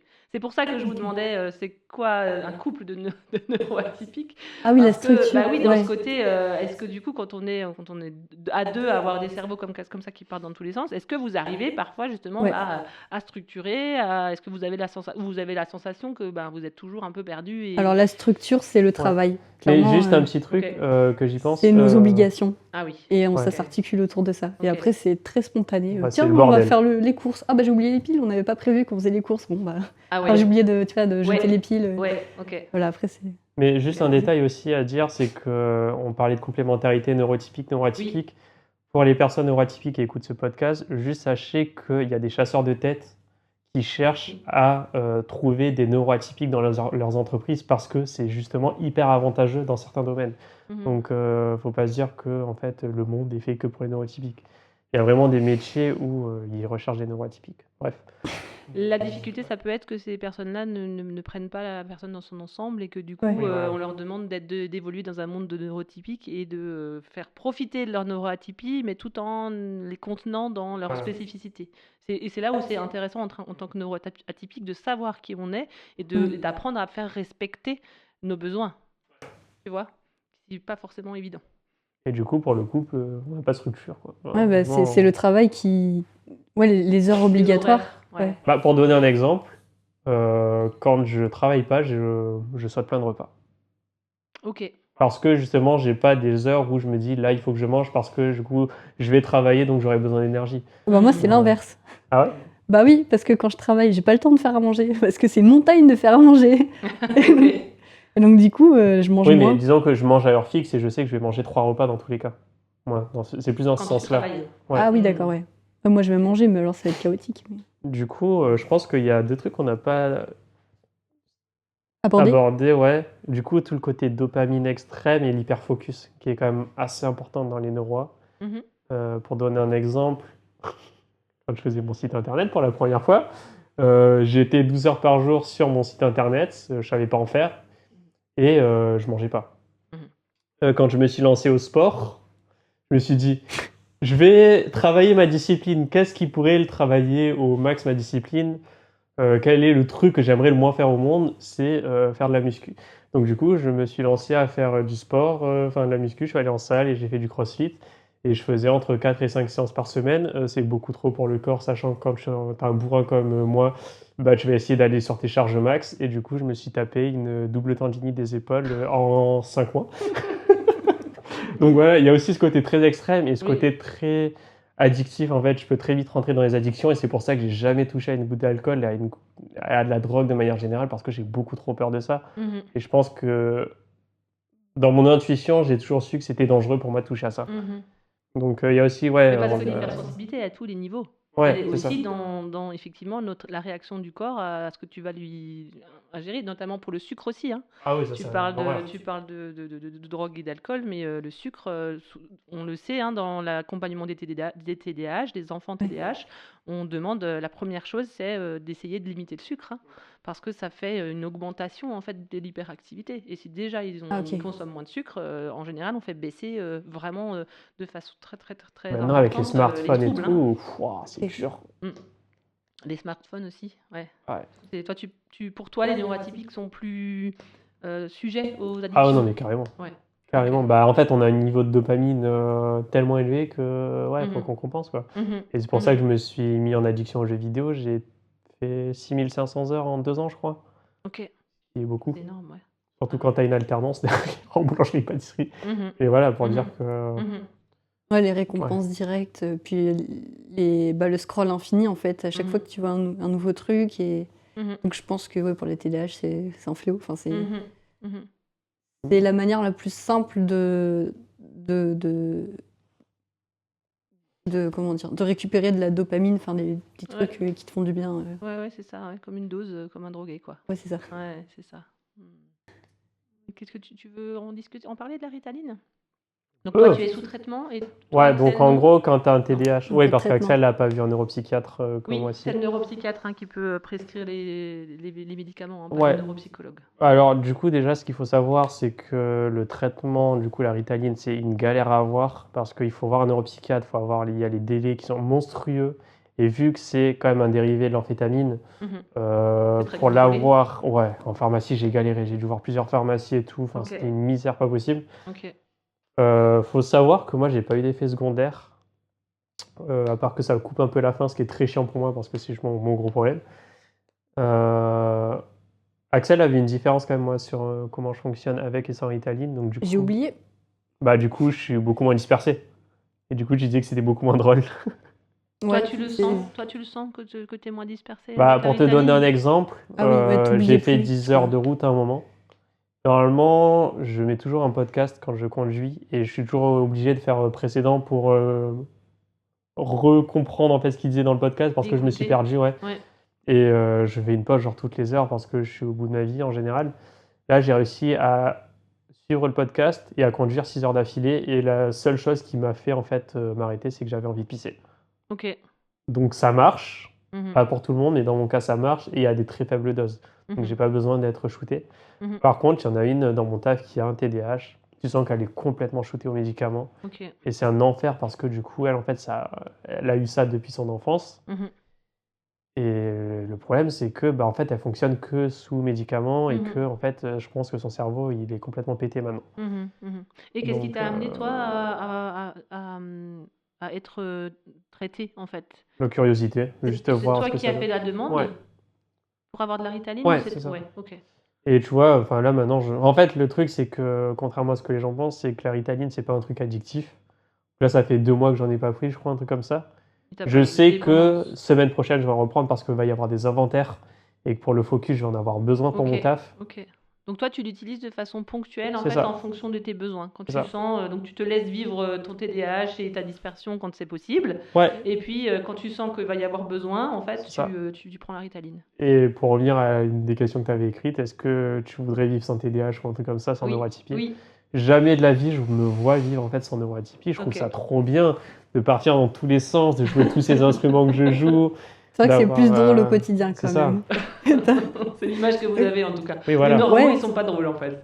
Bah, je sais pas, je les connais pas assez. Mais je pense que les petits quarts d'heure de folie, hein, quand je dis quart d'heure de folie, ça devrait Des être heures. C'est plutôt toutes les heures de folie. ouais, voilà. Les journées de folie. Les la- journées de folie.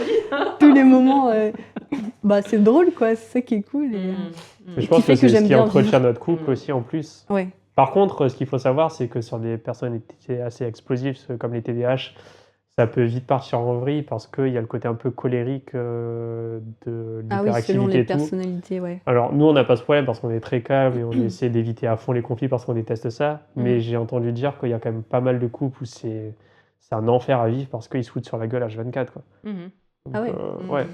Bah parce que quand on parlait avant d'hypersensibilité, il y a il y a l'hyperréactivité aussi du coup, qui est la réponse en fait à ces émotions qui sortent très vite.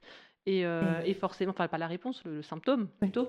Et forcément, oui, quand tu as deux personnes, même pour un couple de TDAH, effectivement, avec un côté très réactif, je peux imaginer effectivement que bah, du coup, les interactions peuvent être explosives, Ouais, comme ça tu disais clash, avant, ouais, ça ouais. peut clasher très vite, quoi. Ouais, comme deux chiens Parce qui que sont tout, agressifs tchac, chiens. tchac, tout Et... sort en fait, et puis tu rajoutes à ça des blessures et puis tout ce que tu veux, ça fait vite Ah un oui, oui, oui. combo bien étonnant, quoi. Ça peut. Mais tu Ah oui, vois, par carrément. exemple, pour revenir au couple, Axel, quand elle est en colère, je le ressens direct, quoi. Oui, Du coup, je sais que je dois Mais la je le dis laisser pas, tranquille. je montre pas. t'as pas Oui. besoin. Sauf qu'elle croit que je le vois pas et Pas. tout, mais je le sens direct, en fait. Eh oui, mais oui. Et d'ailleurs, c'est ce qui a causé notre rupture au début, parce qu'on était en couple à distance, c'est que je ressentais, en fait, ce Mhm. qu'elle vivait et tout, même si elle était à Bordeaux et que moi j'étais à Montpellier, en fait. Mhm, Et mhm. que c'était pas possible à vivre parce que j'avais pas, entre guillemets, le contrôle de pouvoir lui dire non, mais là, en fait, faut que tu te calmes, quoi, et Mhm. d'être à l'écoute et tout, quoi. Mhm, mhm, mhm. Moi, je m'en rendais pas compte. Oui, Enfin, en je même me temps, disais, bah, tout va bien. et Ah t'étais ouais. totalement dissocié, c'est normal. T'étais Oui, en dans En un même mode temps, de vie hardcore, quoi. Donc, Mais ça, c'est juste aussi, moi, j'ai ça avec mes enfants, du coup. Et donc, on en rigole souvent. J'ai des jumelles de 14 ans. Et moi, bah, forcément, je suis hypersensible. Donc, effectivement, tu n'as pas besoin de me le dire, hein. Je le sais, je le sens, je le ok, ouais. vois. Les ados, il y a quand même plein d'émotions qui les traversent.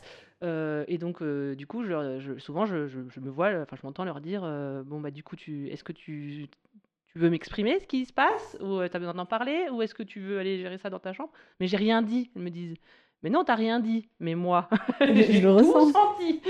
Donc là, pour moi, c'est envahissant. C'est-à-dire que là, ton émotion, que toi, tu veux peut-être pas sortir et pas m'en parler, c'est OK.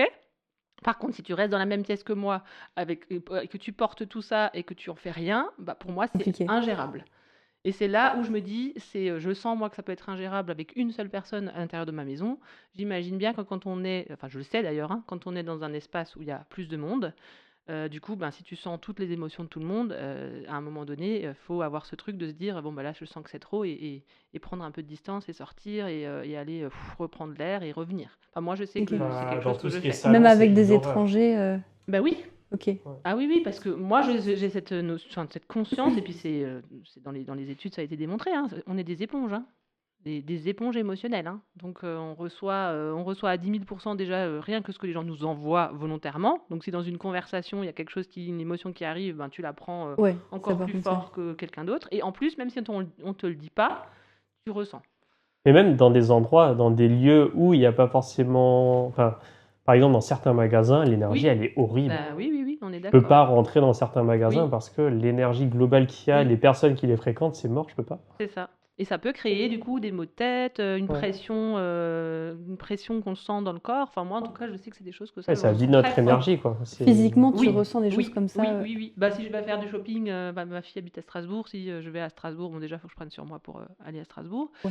Parce que je sais que c'est pas du tout un endroit où je me sens bien. Enfin, les villes, de toute façon, globalement. Et si on fait plusieurs magasins d'affilée, à un moment donné, j'ai mal à la tête. Je sens que c'est Ah oui, vraiment... physiquement, Ah ok. ouais, physiquement. Et Moi, ça me vide, mais enfin. En c'est énergie, suffisant, on est pas mort. trop. Ouais. Oui, c'est ça. Et pourtant, j'adore ça. Par contre, au début, on me dit, on va faire un bain de foule. Je suis trop excitée. Et Ah au bout de 5 Ça minutes, t'a c'est... vidé. Oui, et puis même, il y a des gens autour de moi, je me dis, ah, mais il me touche.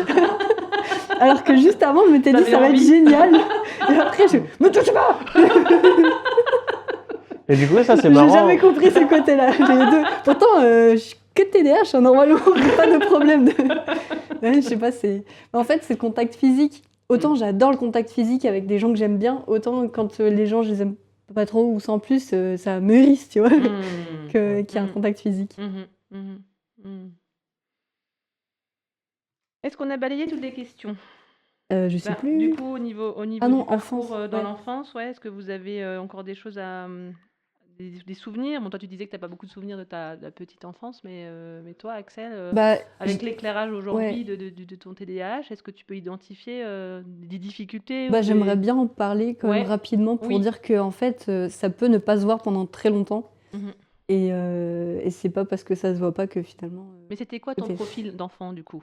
Alors alors il faut savoir que j'ai grandi dans une grande maison avec beaucoup de jouets, beaucoup de distractions, pas d'écran par contre, un grand jardin et tout, donc j'avais vraiment un terrain de jeu immense, quoi, et je me suis vraiment épanouie là-dedans. Avec des frères et sœurs? Non, jusqu'à 7 ans, j'étais toute seule et ça m'a manqué, et puis j'avais pas trop d'amis autour de moi parce que, ben, j'habitais vraiment à la campagne perdue. Ok.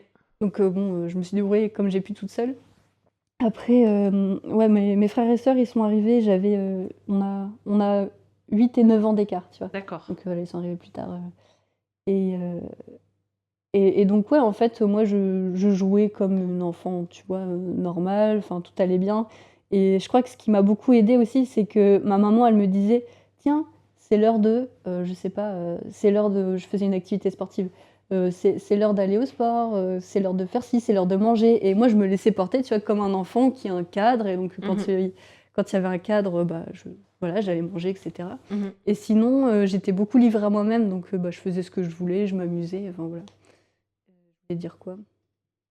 Ah oui, et pour les devoirs, parce que souvent, les devoirs, bah, j'ai eu la chance d'aimer l'école jusqu'en quatrième à peu près, Ok. et donc je faisais ça naturellement, et donc du coup, de ce côté-là, tu vois, il y a rien, enfin, Mhm. mes parents, ils te diront, «Ah, c'était une super enfant, Axel, pas de problème», tu vois? Mais est-ce que tu as Hem, l'impression d'avoir développé du coup de la suradaptation?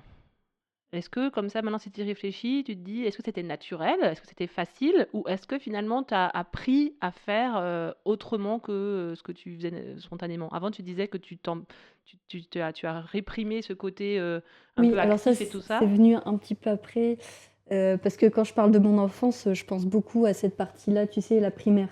Oui. Après, il y a eu le collège. Et d'ailleurs, mince, je suis en train de faire des digressions parce que je me dis: «Attends, il y a un truc!» Ça a rien à voir. Parce que je me dis: «Oh, déjà, j'avais une bonne intuition parce que je voulais pas aller au collège, et puis c'est vrai que c'était nul le collège», mais bon, maintenant c'est passé. Bref, on disait quoi? La suradaptation? Ah oui, ça Oui. s'est fait, ouais, ça s'est fait petit à petit, ouais, ouais, ça devait être aux alentours de 10 ans où j'ai compris que je sais plus. En fait, à cause du côté sensible, il me faut pas grand-chose pour tu vois, tu me le dis une fois ou 2 et c'est bon. Pour moi, je fais plus jamais, c'était très grave, heu Ok. et ça peut limite créer un trauma. D'ailleurs, je pense qu'il y a un trauma, je trouve que c'est beaucoup trop gros d'appeler ça trauma, mais qui s'est créé dans mon enfance par une seule phrase qui Ok. n'était pas si grave. À un moment, mais chut, faut pas, bref, et depuis lors, ça m'a bloquée pendant une grande partie de ma vie où je parlais presque pas, ou alors quand je parlais, c'était des phrases très courtes, c'est parce que j'avais peur de trop parler. Mhm. Mhm. Heu, Zut, quand je dis des trucs, qui n'ont rien à voir, ça m'embrouille. Hem, attends. Hmm. On disait quoi? Ah oui, le fait de se restreindre. Moi, Ouais, ce que ça j'entends dans ce c'était que tu dis, c'est que ton hypersensibilité, finalement, ah voilà, n'a pas été vue. Et ouais, toi, tu t'es adapté quelque part à toutes les injonctions qu'on t'a données. Rapidement, ça t'a empêché de faire. C'est-à-dire que tu es voilà. devenu très introverti et peut-être juste tu as Ouais, suivi ce qu'on te disait ouais, parce que ta sensibilité faisait que tu étais très, très ouais, réactive à ce qu'on pouvait te dire de ne pas faire. Donc, tu es devenue une petite fille sage bah, qui ne faisait aucune vague et qui n'avait c'est pas ça. forcément de personnalité non plus. J'avais la capacité tu vois, j'avais suffisamment d'intelligence pour, arriver à couper les trucs qui plaisaient pas aux gens et paraître, normal dans le cadre, et Oui. je pense que si j'avais pas eu cette éducation comme ça, j'aurais été beaucoup plus hyperactive, je pense. Beaucoup Mhm. plus, et en fait, j'ai cassé ce côté-là puisque, ben, ça faisait trop de bruit, ça dérangeait. Mhm. Donc du coup, je me suis fait plus discrète, ou alors, si j'avais du bruit à faire, j'allais m'exprimer dehors, tu vois, Mhm. loin des autres, Mhm. et Mhm. et heu et sinon, ça me fait sourire parce que je me dis: «Oui, il y a un moment où je faisais du bruit quand j'allais tous les jours sur la balançoire et que je gueulais des trucs». Genre, Mhm. je chantais et puis, Oui, Ouais, donc il y avait un naturel hyperactif, mais que tu ne pouvais pas faire vivre au quotidien tout le temps. ouais, que j'essayais d'être calme, quoi, Pour normal, on va répondre, dire. pour rentrer dans le moule et Oui, répondre. voilà, que ça Et donc dérange tu as pas les réussi à le autres. faire, tu es rentré dans le moule, tu as été une bonne élève, tu n'y avait pas de problème, Oui, tu c'est te ça, débrouillais parce avec les que devoirs, voilà, enfin voilà. Mais j'arrivais au fond de toi, il à y avait. casser. Ouais, c'est ça. T'as laissé tomber en fait ce côté-là assez rapidement, ce Ouais, c'est côté. ça. Mais Ok. ouais, je pense que Mais ouais. l'hypersensibilité a beaucoup joué. Pardon. Non, non, vas-y, vas-y. Mhm. Bah, c'est tout, ouais, que ça a beaucoup joué et que j'ai toujours eu peur de ne pas être aimée, tu vois, d'être rejetée. Mhm. Et c'est ça qui a forgé une grande partie de ma vie, quoi. Mhm. Ok. Et oui, c'est une question que j'avais pas mise, mais qui me vient maintenant. Quand vos parents, vous avez sans doute annoncé à vos parents que vous aviez fait ces tests et que vous aviez été diagnostiqué, ou pas? Je sais pas. C'est quoi le rapport avec vos parents aujourd'hui? On a eu 2 chemins différents, vas-y. C'est plus. Bah, toi, tu l'as dit direct à ta mère, Oui, tu moi as dit je ça l'ai comme dit ça. à ma mère. En fait, le truc après, c'est que mes parents ont plus ce côté bah, vis ta vie en fait, et t'as pas besoin d'évoluer. Enfin, ils ont plus ce côté un peu bah, sois heureux et prends un CDI et ta maison et basta et basta. Enfin voilà quoi. Ok. Et c'est vrai Un que schéma. moi, ouais, Mhm. voilà, c'est ça. Ok.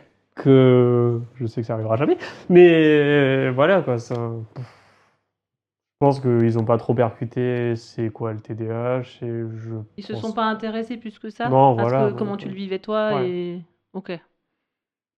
Ok.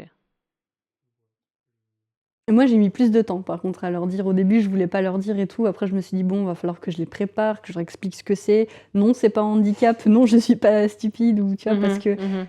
j'avais l'impression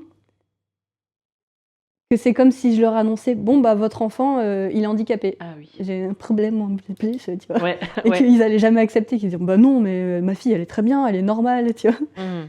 Mhm. Et que ça allait un peu, peut-être les. Ouais, qu'ils allaient pas accepter ça comme ça. Alors, du coup, un jour, au bout d'un certain temps, je leur ai envoyé un mail, voilà, en donnant quelques vidéos de référence, en essayant d'expliquer ce que c'était. Voilà, j'ai essayé de faire le truc. Mhm. Et voilà. Et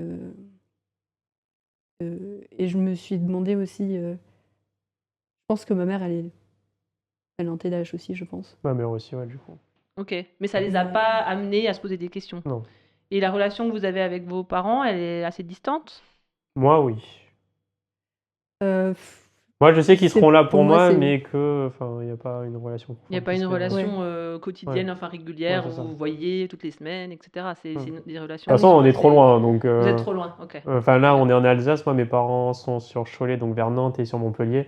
Et Axel, Bordeaux, quoi. Donc, Ok. comment te dire Oui, ça donc dans le quotidien, vous êtes de toute façon pas Ouais, on en n'est pas souvent relation, en ensemble. lien. Je les aime beaucoup. Voilà, après, c'est une relation de confiance, mais je sais pas, c'est. Non, on est assez timide, je pense. Je pense que dans nos deux relations, on est très réservés. Oui, Ouais. il y a un truc aussi. Alors, je sais pas si c'est en lien avec le TDAH, mais dans ma famille, je crois qu'on est à peu près tous à avoir peur du rejet, peur de ne pas être aimé. Donc, il y a beaucoup de non-dits. Hmm. Donc, on se retient tous, en fait. Et Ok. tous, on est 5. J'ai un frère, une sœur et mes parents. Ouais. Et ça, c'est difficile à casser. Et c'est un truc sur lequel je travaille. Enfin, je dis je travaille, non, parce que je fais rien, mais j'y pense très régulièrement et je sais Ok. pas quoi faire. Mais voilà, c'est un Ok. truc. C'est quelque chose qui t'a pesé, toi, petite? Petite, non, c'est plutôt maintenant, tu vois. Ok. Bah, en fait, c'est en grandissant. C'est-à-dire, quand j'étais petite, j'étais, on va dire, authentique, normale, spontanée, voilà. Mhm. Et en grandissant, aussi toujours à cause de la sensibilité, petit à petit, j'ai arrêté de parler de mes projets Mhm. parce qu'en fait, il suffisait qu'on me dise un truc de travers ou alors qu'on me dise vas-y, mais qu'on pense l'inverse et direct ça me bloquait. Je me disais non, non, mais il croit pas en ce que je fais, c'est mort, je vais pas le faire. Et Ok. comme mes projets, c'était souvent des trucs un peu tordus ou pas des trucs très classiques. Mhm. Enfin, Créatif. Exactement, créatif, plutôt aussi orienté un peu artiste, tu Ouais. vois, Ouais. un peu les spectacles, les trucs comme ça. Oui. Et que j'avais l'impression de pas être soutenue, ou ils voulaient me soutenir sincèrement, Mhm. mais je sais pas, dans le non-dit, j'avais l'impression qu'ils n'y croyaient pas, et moi il me faut pas grand-chose pour me décourager, me dire bah non, mais en fait ça va jamais marcher. Je le vois en face, il me dit que ça Mhm. va pas marcher, moi je pense que ça va pas marcher. Mhm. Et donc voilà, et donc comme il me fallait pas grand-chose pour me décourager, j'ai arrêté de parler des projets qui me tenaient à cœur. Et donc c'est un peu comme ça que déjà le fossé s'est créé. Et Ok. puis maintenant j'aimerais bien renouer, tu vois. Mhm. Et puis dès qu'il y a un truc qui va pas ou quoi, ou même qui va, tu vois, en parler. Et c'est plus dur. OK. Et comme on porte tous des masques, sauf ma mère, je pense qu'elle est assez authentique, enfin sans filtre. Mmh. Mais je sais qu'avec mon père, il y a aussi on a tous des masques en fait, et on a du Mmh. mal à être soi-même, quoi. Mmh. Mmh. Il y a pas vraiment de profondeur, en fait, dans les relations. Il y a de la profondeur, on parle de sujets, tu vois, assez profonds et tout, OK. mais on est comme sur la retenue, on dit pas tout et puis c'est juste dans sa façon de parler, d'être, ouais, surtout dans sa façon de parler, ouais, je sais pas Mmh. comment dire. Dans sa posture, où il y a une certaine retenue, tu vois? Retenue, On n'est ouais. pas 100 authentique. Et pour une hypersensible, du coup, quand tu étais petite, tu pleurais beaucoup? Normal, je dirais.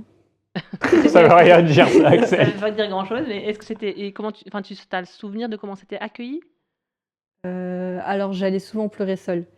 OK. Je crois que ça depuis mon enfance, je préférais faire ça de mon côté que, ah si, j'ai des souvenirs qui datent d'il y a très longtemps, oui, où j'ai pleuré et puis il y a ma mère qui était là et qui essayait oui, d'accueillir, ouais, si, j'ai été soutenue émotionnellement quand même, je pense que de ce côté-là, j'avais de la chance. OK. D'ailleurs, moi, J'avais j'y des parents pense, aimants et j'étais ouais. un gros pleureur sa mère et je faisais que de pleurer et moi, je crois qu'Axel, tu m'as jamais vu pleurer, donc Non, Tu as Ouais. coupé ça ouais, aussi? j'ai complètement coupé ça. Mmh. Pour te protéger? Ouais, je pense, ouais, Mmh. par rapport au regard des gens. OK. Tu as Donc senti que c'était pas accueilli, ouais, ces émotions-là? ouais. D'autant plus pour un garçon? Est-ce que tu as l'impression qu'il y avait aussi ce truc que quand on est un garçon, on peut pas pleurer ou c'était vraiment juste l'émotion en Je elle-même? pense que c'est l'émotion en elle-même, hein. OK. Dans Mais je ta pleurais famille, du coup? vraiment beaucoup. Ah ouais, Ouais. OK. Tu as le souvenir, vers quel âge? Enfin, c'est Ouais, non, mais ça, je sais exactement quand ça s'est passé. Je crois que c'était à mes 13-14 ans. On jouait un peu, enfin, on jouait avec mes potes et tout, et j'étais à un anniversaire. Moi, je pensais qu'aux jeux vidéo à cette époque. Mmh. Et du coup, ils m'ont tiré pour me faire tomber, tout ça. Et en fait, j'ai senti que là, à partir de ce moment-là, j'ai arrêté de pleurer, quoi. Parce que je voulais pas me montrer en train de pleurer ou un truc OK. comme ça. Donc il y a Mmh. vraiment eu un événement Ouais, qui a, ouais, décidé que c'est fini, je pleurerai plus jamais de ma vie. ouais, c'est ça. OK, et Jusqu'à il y a tu pu 2 ans. réouvrir? Bah, réouvrir, non, parce qu'en fait, c'était que pendant des breathwork, donc des exercices de respiration. Mais depuis, j'ai pas repleuré, en fait. OK. Mais Donc c'était vraiment dans des moments spécifiques ouais, d'accompagnement ouais, thérapeutique. Finalement, le breathwork, je sais pas ouais, si tout le monde sait ce que c'est. C'est un exercice de mm, respiration, du coup, où tu vas aller plonger et souvent reconnecter avec ouais, des souvenirs d'enfance, qui permettent souvent, très souvent d'aider à la ouais, libération émotionnelle. Et donc toi, tu as réussi à reconnecter que par ce c'est biais-là, mais ça. pas dans le quotidien, quoi. Ouais. OK. Et tu aurais envie de libérer encore des choses? Bah, il y en a toujours, hein. Mais Mmh. moi, je libère beaucoup par la peau, en fait. Donc, beaucoup d'eczéma, beaucoup de problèmes de peau. OK, Donc, voilà. OK, OK. Parfait. Je pense qu'il y a un côté aussi important à traiter. Ah oui, c'est Oui. quoi? Le côté, oh, le TDAH, un effet de mode, tu te mets des Ah oui. étiquettes, tout le monde est TDAH de toute Mhm. façon. Ah oui. Ah oui, on est tous un peu Certains TDAH, ah oui. psychologues même disent que ça n'existe pas. Oui, Ah bon? Quand même, oui, oui. faut le dire. Non, c'est un gros sujet, surtout que maintenant, on est de plus en plus à faire des vidéos sur le TDAH Ah oui. et qu'il y en a qui ont pas de TDAH et qui... En fait, le problème du TDAH, comme beaucoup en fait de trucs comme ça, c'est que on a tous des symptômes du TDAH, mais ce qui est important en fait, c'est la fréquence. Oui. Quand tu déménages et que tu perds plus de 20 fois ton téléphone en fait en une journée, Mmh. là c'est plus un TDAH. Si tu perds une Mm. fois, oui, ça peut arriver. Quand tu oublies tes clés sur ta voiture parce que bah, tu pensais à un truc et que du coup tu vas faire tes courses alors ça. qu'il y a toujours la clé, c'est des trucs chiants comme ça. Et surtout les pertes de mémoire quand on a Mm. des bugs. Je pense qu'on l'a vu avec Axel où elle était en mode je parlais de toi déjà Mm. et après elle revenait. Oui, c'est la fréquence, la C'est ça. répétition dans le quotidien qui fait que. Moi, ce que tu me dis, ça me fait penser. Moi, j'ai fait une formation quand j'étais éduque sur les TSA, du coup, troubles du spectre autistique, qui était à destination des professionnels de la petite enfance. Donc, moi, je m'occupais d'enfants de 2 mois à 3 ans. Et ma plus grosse difficulté dans cette formation, ça a été que justement, on nous a donné plein de petits critères, en fait, qui pouvaient nous permettre de plus ou moins diagnostiquer un TSA, au moins de se dire, tiens, il y a peut-être une alerte, quelque chose à faire. Sauf que la plupart des comportements qu'on nous décrivait, c'est des comportements normaux à un certain moment du développement de l'enfant. Tous les Ah. enfants passent par ce stade-là.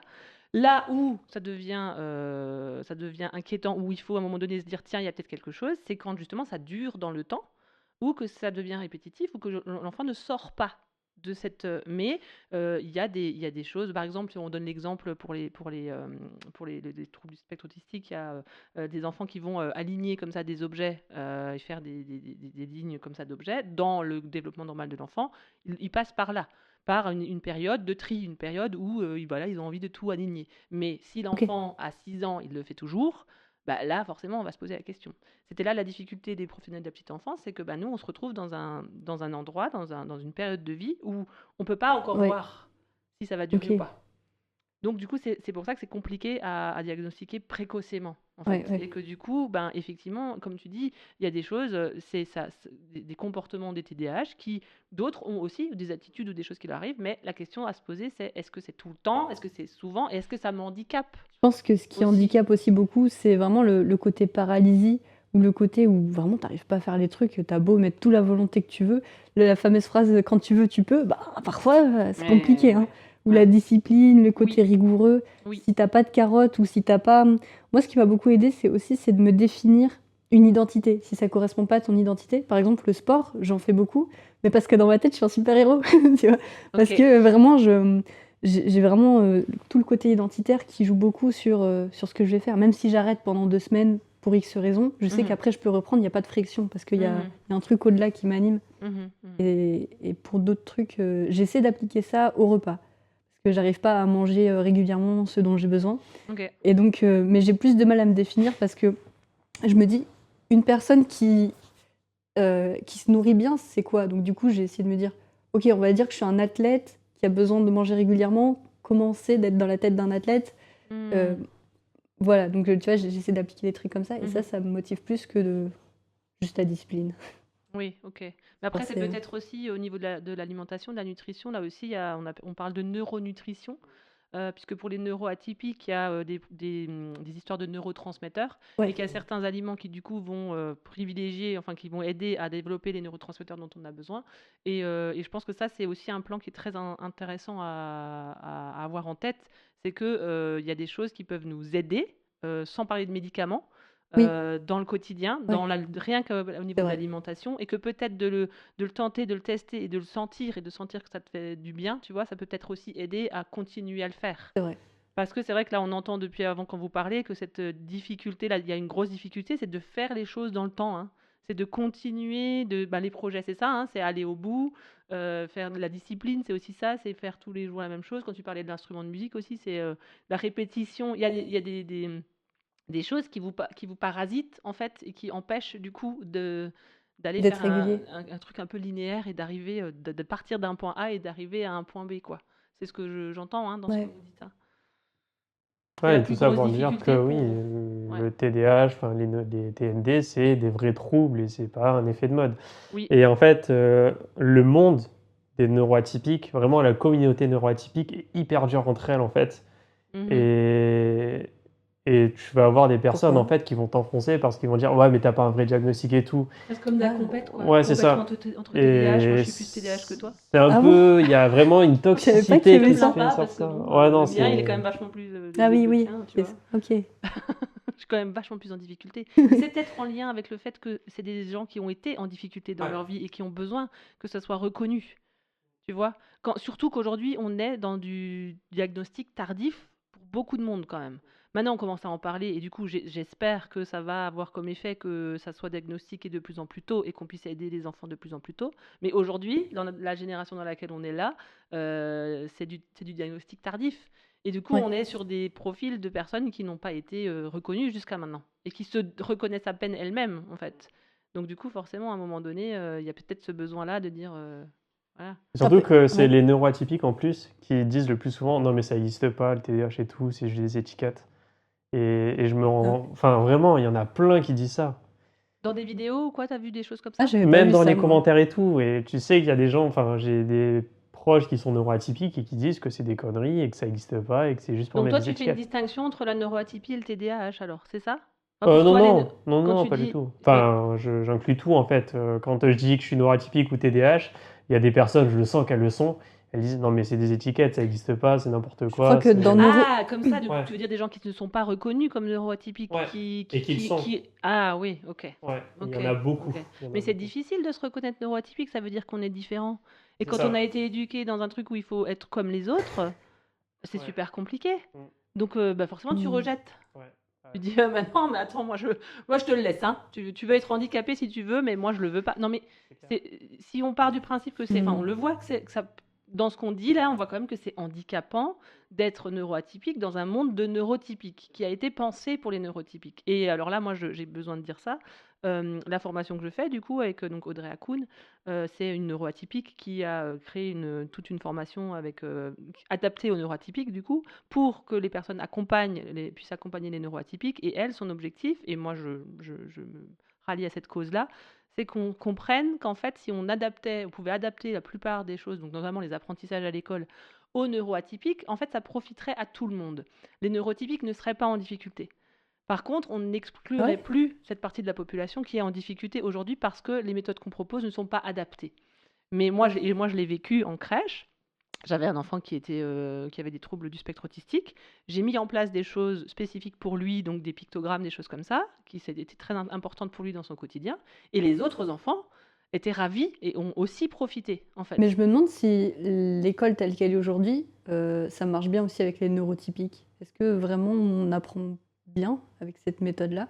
C'est-à-dire le scolaire où tu Je recopies pense dans que ton ça cahier? correspond à de moins en moins de personnes, en Et fait. surtout Ouais, qu'elle j'ai évolue l'impression pas, que c'est ça le C'est problème. Il y a certain. l'IA maintenant, c'est Oui, interdit de l'utiliser. Enfin, on oui, n'a pas le droit de collaborer ensemble alors qu'on est dans une c'est ça. société, dans une C'est ça. société collaborative. Il n'y C'est a, ça, il y a c'est rien ça. qui. Là, c'est au-delà de la neurotypie, effectivement. Je suis d'accord avec toi, Axel, ça va au-delà de ça. C'était une question Ouais. ouverte, mais Oui, oui, oui. Ben, après, moi, étant maintenant voilà, maman de 4 enfants, j'ai un peu vogué dans les écoles, les différentes écoles, les collèges, les lycées, etc. Je pense qu'il y a deux choses. Il y a les méthodes d'apprentissage qui, effectivement, ne sont peut-être même pas adaptées aux neurotypiques. Je sais pas qui bah c'est. C'est bravo. l'élite, en fait. C'est que l'élite qui peut, tu vois, qui peut, pour moi, avoir des bonnes notes et un chemin facile avec les méthodes Au d'apprentissage passage, d'aujourd'hui. les HPI, donc les hauts potentiels intellectuels, sont loin d'être les meilleurs en cours. Oui, bien Et ce sûr. qu'il faut savoir aussi, c'est que pour Ouais. avoir fait le conservatoire, Oui. si j'aurais continué le conservatoire, parce que j'ai commencé à 20 ans, j'ai fait 2 mois, j'ai pété les plombs. Mais vraiment, la méthode d'apprentissage est hyper importante pour les neuroatypiques. Et tu peux te passionner Ouais. de la musique, en fait, Mm. mais il faut que derrière que tu aies un bon accompagnement et que tu as vraiment la bonne passion et que tu aies vraiment un vrai objectif. Et si tu le fais pas avec la bonne personne, ça peut tout te niquer, Moi, en j'ai fait. halluciné quand tu Mm. m'as expliqué comment ça fonctionne Ah, le au conservatoire, ouais. conservatoire.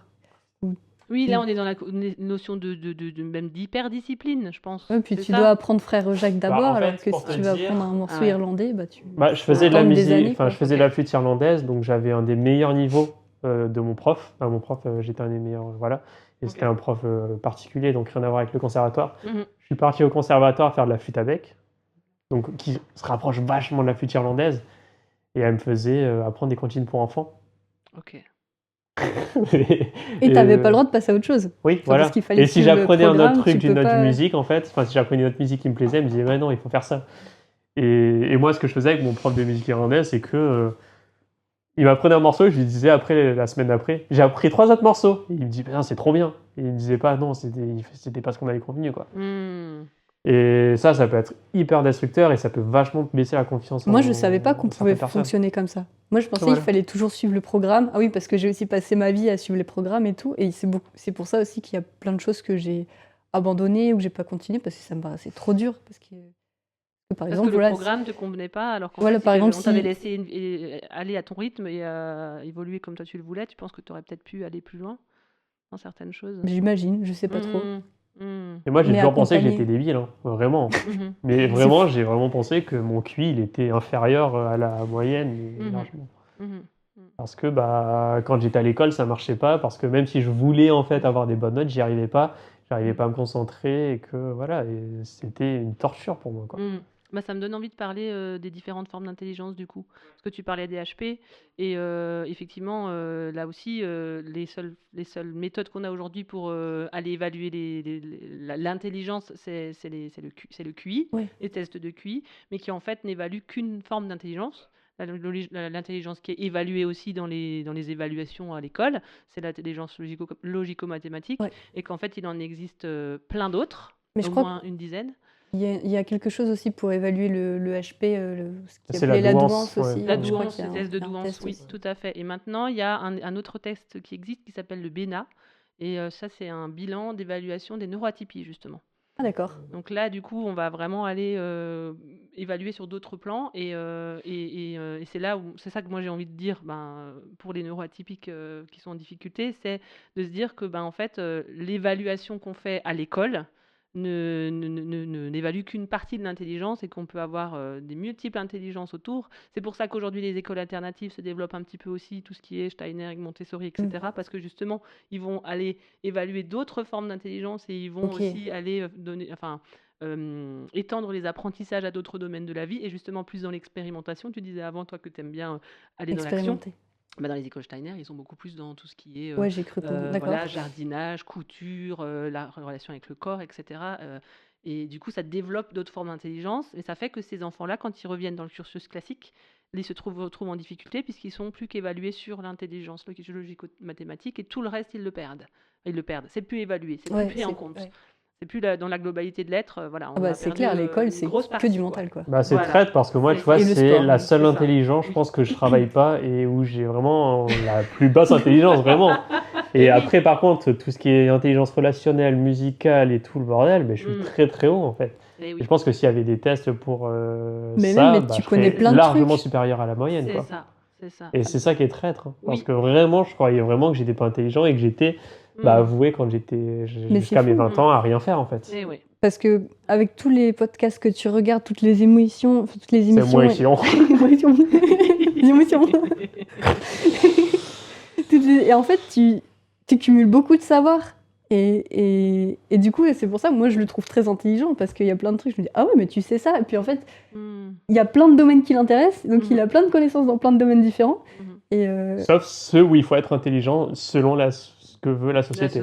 ah c'est oui, ça. genre l'histoire, les guerres mondiales. Même je les sais pas jeux, quoi. les jeux avec tes parents où il y a de la logique, je me sens débile, à un point. Ah oui, mais c'est Mais vraiment, oui, c'est je me vrai. sens con hein, quand on fait ça. Ah oui, mais c'est parce que c'est la logique. La Oui. logique pure et dure Mais oui. quand tu fais des... Oui, voilà. Bah, Mais c'est juste un domaine. C'est pour dire que C'est en ça. fait, si tu es dans une fréquentation avec des personnes qui sont vraiment dans le Et logique, qui ne veulent tu que peux te ça. sentir vraiment oui. débile et con. Mais quoi. oui, Enfin, c'est ça. c'est ça qui est Exactement. horrible.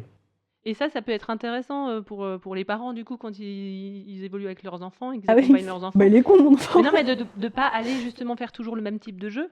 Moi, je sais qu'avec les enfants, on va souvent à la ludothèque avec mes jumelles. Et en fait, maintenant, elles savent, par ces jeux qu'on a faits, dans quel domaine elles sont plus compétentes. Et elles savent. Moi, je sais par exemple que je suis très très douée dans les jeux d'observation. Je vais très vite, je comprends très vite. Tu me dis un truc, tac, tac. Par contre, mes filles, un peu moins. Par contre, dans d'autres jeux, moi, je suis nulle. Et elles sont vraiment très bonnes.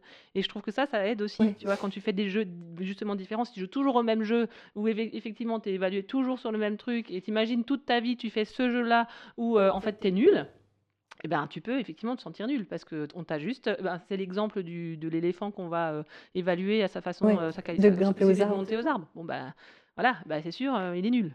Forcément, si on évalue que ça... Ça me donne envie de tout arrêter là et viens, on va jouer avec tes filles. On va faire un jeu de société. J'ai tellement hâte. J'en ai plein à la maison. Je vous reçois quand vous voulez. Ah, on parle de jeu de société, là, ça a allumé une étincelle en moi. Je me dis, oh ouais, viens, on va jouer. Ah oui, sachant qu'avec Axel, on n'est pas du tout des professionnels dans ce domaine. Hein, donc on parle de notre expérience et vraiment... Et c'était l'objectif aussi. Oui, voilà, tout ce qu'on dit, c'est nos expériences perso, c'est pas de la logique et tout, tout ça. Quoi. Ouais, c'est ça. On n'a pas traité le HPI d'ailleurs, nous. Enfin, si, en soi, un petit peu, mais bon, c'est pas le domaine où on est plus calé non plus. On a dit quelques petites choses quand même sur le HPI. Ouais, sachant que le HPI couplé au TDAH, ça peut être un truc incroyable, mais ça peut être aussi assez horrible, quoi. Parce que tu as ce besoin de dopamine, mais en plus de stimulation intellectuelle. Et ça, dans le monde du travail, waouh. Ah oui, mais d'un autre côté, j'ai l'impression que ça nous sauve la mise quand même. Hein. Je pense qu'il vaut mieux être HPI quand t'es TDAH, parce que sinon t'es juste teubé, quoi. T'arrives pas. Dans quel sens ? Non, mais j'ai l'impression que ça nous aide à percuter plus vite, à compenser, à suivre le niveau des autres personnes, que si on n'a pas de HP, j'ai l'impression que t'es juste perdu dans ta vie et t'oublies des trucs, et c'est un peu comme si t'avais Alzheimer, quoi. Enfin, je sais pas comment Avec juste expliquer. TDAH sans Ouais. HP. Je pense que c'est plus compliqué pour ces personnes-là. Avec du coup d'autres personnes qui, qui sont codes. Non, mais qui ont Honnêtement, des profils je pense que j'en ai croisé. Ah ouais. Ou tu as senti qu'il y avait le TDAH, mais que du coup, il y avait vraiment D'après mon diagnostic, hein. Oui, Peut-être je me trompe totalement, oui, mais j'avais l'impression que voilà, c'était plus juste un TDAH et que... D'ailleurs, il faut faire gaffe Ok. aussi avec les diagnostics parce qu'entre le Oui. TDAH, TSA, HPI, c'est Oui. tellement fin. Et Axel, on pensait vraiment qu'elle avait un TDAH, mais en fait, c'est juste que c'était ses TSA. traumas, c'était TSA, et c'était juste ses traumas en fait qui faisaient que Ouais. elle a des problèmes sociaux et c'était pas du tout le TSA. Oui. Donc, Oui. Ben, c'est pour ça qu'à l'heure d'aujourd'hui, quand tu fais un diagnostic, normalement, il doit vraiment y avoir plein de choses qui sont prises en compte et pas juste des tests. les diagnostics Ouais. sur Internet, ça n'existe pas, ça Il faut aller marche voir pas. un neuropsychologue ou un neuropsychiatre, Et effectivement. encore, je pense que certains peuvent des fois mal interpréter des choses. Ou Mhm. si, comme Axel, tu as du mal à dire les choses, Mhm. faut savoir aussi d'ailleurs un truc important, on peut faire des diagnostics avec une personne de son entourage. Donc moi, pour Ah oui. le diagnostic avec Axel, je suis allé avec elle parce que je savais qu'elle avait du mal à dire les choses et Puis il y a qu'elle des oubliait trucs beaucoup de que choses. j'occulte ou que j'oublie et que mon cerveau il fait non, Donc on toi, va tu pas as en parler. accompagné Ouais. pour Ouais. le diagnostic et du coup, tu as pu dire Ouais. certaines choses de ce que tu pouvais Ouais, voir de son ouais, c'est ça. comportement. J'observe Ok. telle chose. Et je pensais que, Ok. enfin, moi C'est j'avais peur en intéressant, fait qu'elle soit pas diagnostiquée de son TDAH à cause de ça parce qu'il y aurait plein de trucs qu'elle aurait pas osé dire, quoi. Ouais, parce que je Hmm. masque. Ah oui, c'est vrai que du coup, j'essaye de paraître oui. normal et Le donc, masking, du coup, ouais. Et oui, et oui. et donc, Ouais. bah, c'est vrai que le côté Là, c'est de la suradaptation, du coup, je le spontané. redis. Hein. Ouais, Ouais. c'est ça. Eh oui, c'était Et il y a suradapté. une partie de moi dont j'ose pas parler en fait à quelqu'un Mhm. que je connais pas. C'est Mhm. vraiment le côté un peu spontané, un peu stupide, un peu clown, tu vois. Mhm. Ça, Mhm. même à un neurologue, j'ai eu du mal, tu vois. Heureusement que Neil était là pour en parler un peu. Ok. Bah, en fait, tout simplement, pendant très longtemps, et encore aujourd'hui, bah, j'en ai honte, tu vois. Je me dis, mais on va me prendre pour, Et ouais. pour quelqu'un de stupide, quoi, Mhm. si je montre ça aux gens, tu vois. Mhm. Mhm. Et pendant longtemps, j'ai eu peur de paraître d'avoir l'air pas intelligente, quoi. Mhm. Et du coup, je masquais beaucoup ce truc. Et sinon, par rapport à ce qu'on disait juste avant, on peut être diagnostiqué TSA si on fait ça à une mauvaise période de notre vie. On a une amie qui a eu une période dépressive et à ce moment-là, elle était voir une neuropsychologue qui lui a diagnostiqué, hein, voilà. Elle a fait un test et donc du coup, il en est ressorti alors que pas du tout, quoi. Oui. C'est vraiment des comportements liés à sa dépression. Ouais, c'est très intéressant ce que tu Mhm. dis. Je pense que c'est effectivement important de le dire. Dans la formation que j'ai commencée, là, on parle de ça, des différences entre les troubles neurodéveloppementaux et les pathologies, les Comorbidité. psychopathologies, en fait. Ah. Et souvent, effectivement, ça peut être la bipolarité, par exemple. On peut aussi être diagnostiqué bipolaire alors qu'en fait, on a un TDAH ou Ouais, le est HP. TDAH borderline par exemple, ça peut être très limite Exactement, aussi. Ouais. exactement. Et effectivement, du coup, on a eu une vidéo par une neuropsychiatre spécialiste dans les neurosciences qui justement disait qu'effectivement, un bon neurologue ou un bon neuropsychiatre devrait pouvoir détecter d'abord quand il y a une dépression et traiter d'abord la dépression et qu'évidemment, tant qu'il y a une dépression, on ne fait pas de test. Ouais, bah oui. Parce que du coup, t'as Bah, pas parce du que tout les mêmes comportements. Bah oui, ça fausse. Comme d'ailleurs, elle disait que quelqu'un qui est en burn-out, bon, c'est aussi une forme de dépression, hein, quelqu'un qui est en burn-out, on traite le burn-out d'abord. Et on ne peut pas faire de test tant que cette personne-là n'est pas sortie de son burn-out. Puisque quand on est en burn-out, on ne peut pas réfléchir. Donc si tu fais des tests où il va falloir que tu réfléchisses, bah forcément, à un moment donné, il y a des choses qui vont pas, Bah, qui vont pas notre coller. amie, justement, elle a fait un test aussi de QI et elle était dans la norme. Mais je pense que si elle n'était pas en dépression, qu'elle n'avait pas fait un burn-out et tout, Et oui. il y aurait des chances que le QI de 230 il ressorte, quoi. Donc, Ouais. voilà. Ouais. Après, il faut se dire aussi que c'est bien de se faire diagnostiquer un TDAH.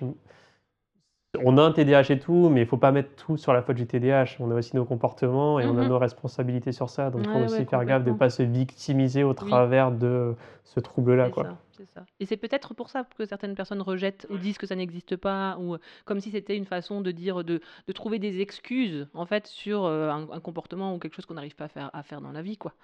Alors que, bon, alors, il y a quelque chose qui me vient par rapport à ce que j'ai entendu hier, où justement, oui, c'était ça. C'était un exemple aussi qui disait, ok, effectivement, on va pas mettre des TDAH partout. Par contre, quelqu'un qui a un TDAH, à un moment donné, lui dire des choses du genre oui, tu devrais faire un effort ou franchement, tu pourrais quand même hein, faire des efforts, quoi. C'est pas possible, en fait. C'est comme si on disait, l'exemple qu'il donnait, c'était comme si on disait à un diabétique de surveiller son taux d'insuline sans avoir les machines et tout ça. Je veux dire, c'est pas possible. Ou un anémique d'augmenter son taux de fer. On peut pas faire, en fait. On peut pas faire autrement. C'est Le pire, quelque c'est chose qu'on qui n'est essaye pas. de faire des Eh efforts. oui, eh oui. Et Mais on en fait déjà, mais comme un ça se voit pas, hypersensible, quoi. tu peux pas lui dire oh quand même Arrête de tu pleurer. pourrais un peu arrête de pleurer, tu pourrais un peu garder tes émotions à l'intérieur. Ben en fait c'est pas possible. En fait on n'y arrive pas. Elles viennent, elles submergent, elles sortent. Bon ben à un moment donné on les accueille quoi, c'est tout. Oui, et encore une fois, il faut arrêter de tout se mettre sur les épaules et juste demander de l'aide des fois parce que Aussi. voilà, on porte tout et au bout d'un moment, le TDA, en fait, diagnostiquer, ça permet surtout de comprendre son fonctionnement et pouvoir Exactement. adapter, en fait, de comprendre comment on fonctionne pour s'adapter en société, mais se dire, ok, là, je m'adapte, mais ça ne veut pas dire que je suis comme ça au quotidien. Oui, Et voilà, et des fois, on a besoin de faire du masking parce que, bah voilà, quoi, enfin, le c'est ça. travail, tout Bah, ça. ça permet aussi de se dire, ah oui, ok, tout le monde ne fonctionne pas comme moi, d'accord. Oui, Et de se dire, ah en fait, finalement, il n'y a pas grand monde qui fonctionne comme moi et la plupart des gens fonctionnent. Donc, ils ont une autre façon de penser. Ah ok, c'est juste pour me mettre de la conscience, quoi. oui, oui, c'est ça. Oui, et ça veut pas dire que j'ai besoin d'être pris en compte tout le temps dans mon TDAH et que tout doit être adapté à moi. Mais sauf que, en fait, c'est ce que je disais avant, comme c'est des diagnostics tardifs, bah du coup, c'est des gens qui, en général, se sont suradaptés pendant toute une partie de leur vie. Et quand ils découvrent le TDAH, bah, y a certains qui disent bah, maintenant, je m'adapte plus, c'est fini, c'est les autres qui vont s'adapter à moi. Et Ouais, ça permet de souffler un peu. mais c'est extrême. Mais C'est tu l'autre sais- extrême qui n'est pas bonne non plus. Ouais. C'est-à-dire à quel endroit, à quel moment je m'adapte et à quel moment je demande aux autres de s'adapter à moi. Et à ce moment-là, là, ça devient équilibré et je pense que du coup, les relations sont plus sereines. Par exemple, si tu es hypersensible au bruit, tu disais avant, on parlait de ça, et que ben en fait tu passes ton temps à demander à tout le monde d'arrêter de faire du bruit, etc. Et que toi tu t'adaptes jamais en peut-être prenant des petites bouchons d'oreilles ou en peut-être ben toi tu t'isoles et tu vas dans une pièce en silence parce que ben là il y a trop de bruit pour toi. C'est autre chose, tu vois, c'est autre chose de s'adapter un peu et de demander aux autres peut-être de réduire de temps en temps que de dire tout le temps aux autres arrêtez parce que je suis hypersensible. Ah Tu oui, vois? ouais, Tu ouais, vois je ce que vois je ce veux que tu dire? veux dire. Oui, oui, C'est bien sûr. l'équilibre. Ouais. C'est-à-dire comment chacun s'adapte à l'autre en Ouais, fait. c'est un peu comme le véganisme, tu vas pas imposer à tout le monde de manger vegan et tout. Enfin, Exactement, mais de temps en temps, ça te fait du oui, bien voilà. si des amis te font un repas vegan et que toi, t'es pas tout le temps obligé de t'adapter. Mais Tu le vois? TDAH, le fait de mettre une étiquette dessus, il y a un truc que ça m'a permis de faire. Je me suis autorisée à plus bouger et à plus être spontanée de temps en temps. C'est-à-dire que pendant très longtemps, je me retenais de bouger. Mais du coup, comme j'étais immobile à l'extérieur, je pense surtout aux années d'école, Mhm. j'étais nerveuse à l'intérieur et quand je suis nerveuse, Mm. je tremble comme ça. Et tu vois, là, cette interview-là, je sais pas si c'est les caméras ou quoi, je sens que je suis un peu nerveuse et donc du coup, tout de suite, je vais faire quelque chose d'autre pour extérioriser ce côté.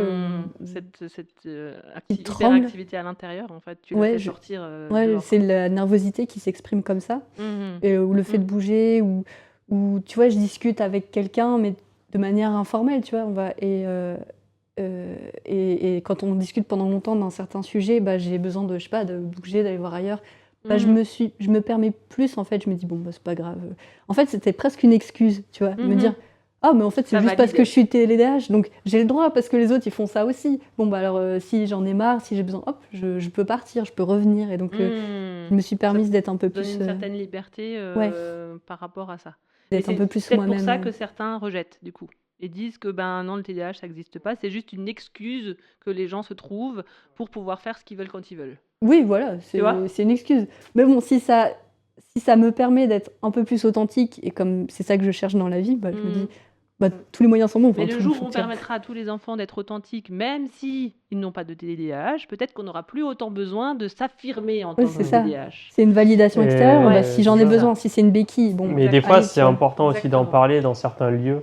Je sais que, par exemple, dans certains tafs, il y a des patrons, ils sont complètement cons et ça sert à rien de parler du TDAH. Mais par exemple, j'ai fait un stage dans un truc d'homme et j'ai dit en fait à tous les mecs, bon, moi je fonctionne comme ça, j'ai un TDAH et tout. Et j'ai dit à tout le monde, quoi. Et en fait, l'avantage, c'est que du coup, il y a des personnes qui disent, ah putain, mais en fait, moi aussi j'ai peut-être un TDAH. Et du coup, ils ont des prises de conscience, ils viennent me parler. et ça ouvre un truc en fait. Donc Mmh. c'est quand même important, d'en parler avec les bonnes personnes évidemment, Mmh. mais faut pas hésiter en fait, vraiment à en parler aux gens quand tu as des difficultés et tout.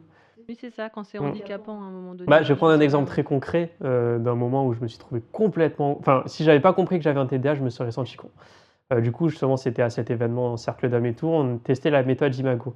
La Mmh. méthode Imago, en gros, c'est, un truc pour vraiment entrer en lien avec les personnes et où la personne va dire quelque chose et toi, tu vas devoir répéter mot pour mot ce que la personne dit.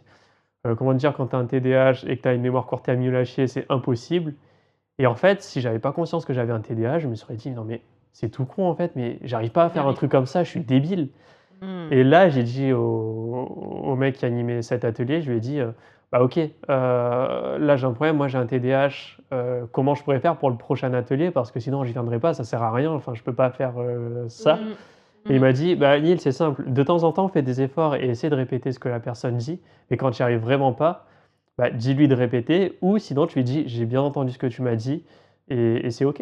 Et en fait, Mmh. on a créé un lien avec la personne avec qui j'étais en binôme parce que je lui ai demandé de l'aide qu'on Mmh. n'aurait pas eu normalement Mmh. et c'est important vraiment de demander de l'aide à un certain moment et le fait d'avoir une conscience sur le TDAH, bah, ça te permet en fait justement de enfin, on pourrait dire juste, bah, je fonctionne comme ça et dire que j'ai pas de TDAH, ça marcherait aussi très bien. Mais ça Oui, permet d'éviter ce genre de moment où tu te sens débile et où tu c'est ça. pourrais en fait abandonner ou te baisser les bras sur un moment qui est important pour toi, quoi. Mmh. Donc voilà. Ou alors peut-être que c'est parce qu'à l'heure d'aujourd'hui, accepter juste que l'autre est différent sans qu'il ait forcément un trouble ou quoi que ce soit, c'est encore difficile.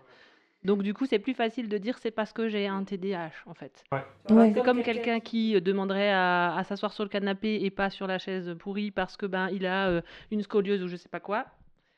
Ça va justifier que, OK, on te laisse y aller, tu vois? Alors que, c'est juste, s'il dit juste: «Ben, je suis plus à l'aise sur le canapé, est-ce que c'est OK pour que j'y aille?» et ben, des fois, ça sera pas peut-être pas accepté parce qu'il y a pas de raison. Ouais, parce Il y qu'on a se pas dit: de «Bah, il vraie est comme raison. moi, donc il devrait Voilà, supporter parce les qu'on choses est comme encore moi». sur ce truc, un peu capricieux, un peu si je demande un truc qui est en lien avec mes besoins et ben, ça veut dire que je respecte pas ceux des autres et cetera et je crois qu'on est encore un peu là-dedans. C'est pour ça qu'on a peut-être besoin de dire: «C'est parce que j'ai ça, en fait, donc ça justifie. Vous pouvez m'écouter parce que j'ai été diagnostiquée, en Parce fait. qu'il y a un Donc c'est justificatif. c'est justifié. Je peux le demander parce que j'ai vraiment ce besoin». Tu vois? Et je pense que là, C'est pour c'est ça qu'il y a peut-être une une évolution à avoir, dans OK. la société. Je sais pas toi si tu as une pub à faire ou quoi sur un truc? Ben, Sur ton après, projet. voilà, effectivement, l'accompagnement parental, hein, spécifique pour les neuroatypiques si jamais, ça en donne envie, bah, je suis à Münster, Nina Bader. Voilà, vous me trouvez sur Facebook. Ça se fait en visio aussi ou pas au cas où? Oui, ça se fait en visio, tout à fait. OK. Domicile, visio et éventuellement en promenade, OK. aussi, dans la forêt. Ah ça c'est bien. Ouais, pour les neuras, ça peut être intéressant. Bah, tu sais que j'y ai pensé à faire Mmh. ce podcast justement en marchant, mais je me suis dit avec les micros et tout, ça va être le bordel. C'est Mais compliqué, ouais, ouais. faire Mais des podcasts en oui. marchant, ça doit être trop bien. Mmh. On coupe Ouais. les micros? Donc, si tu as aimé ce podcast, n'hésite pas à t'abonner et surtout à nous balancer des commentaires pour nous dire ce que tu en as pensé. Et si tu as des questions, petite pub pour moi, tant qu'à faire. Moi, je suis musicien intuitif, comme je l'ai dit sur ce podcast-là. Et mon but, c'est vraiment de t'aider à te reconnecter à ton corps et tout. Et du coup, je te propose un petit voyage musical gratuit que tu pourras télécharger.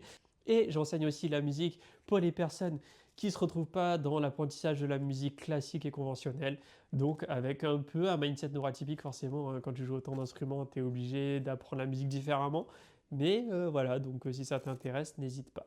Et un gros merci à Axel et Nina d'avoir fait ce podcast. Allez, salut!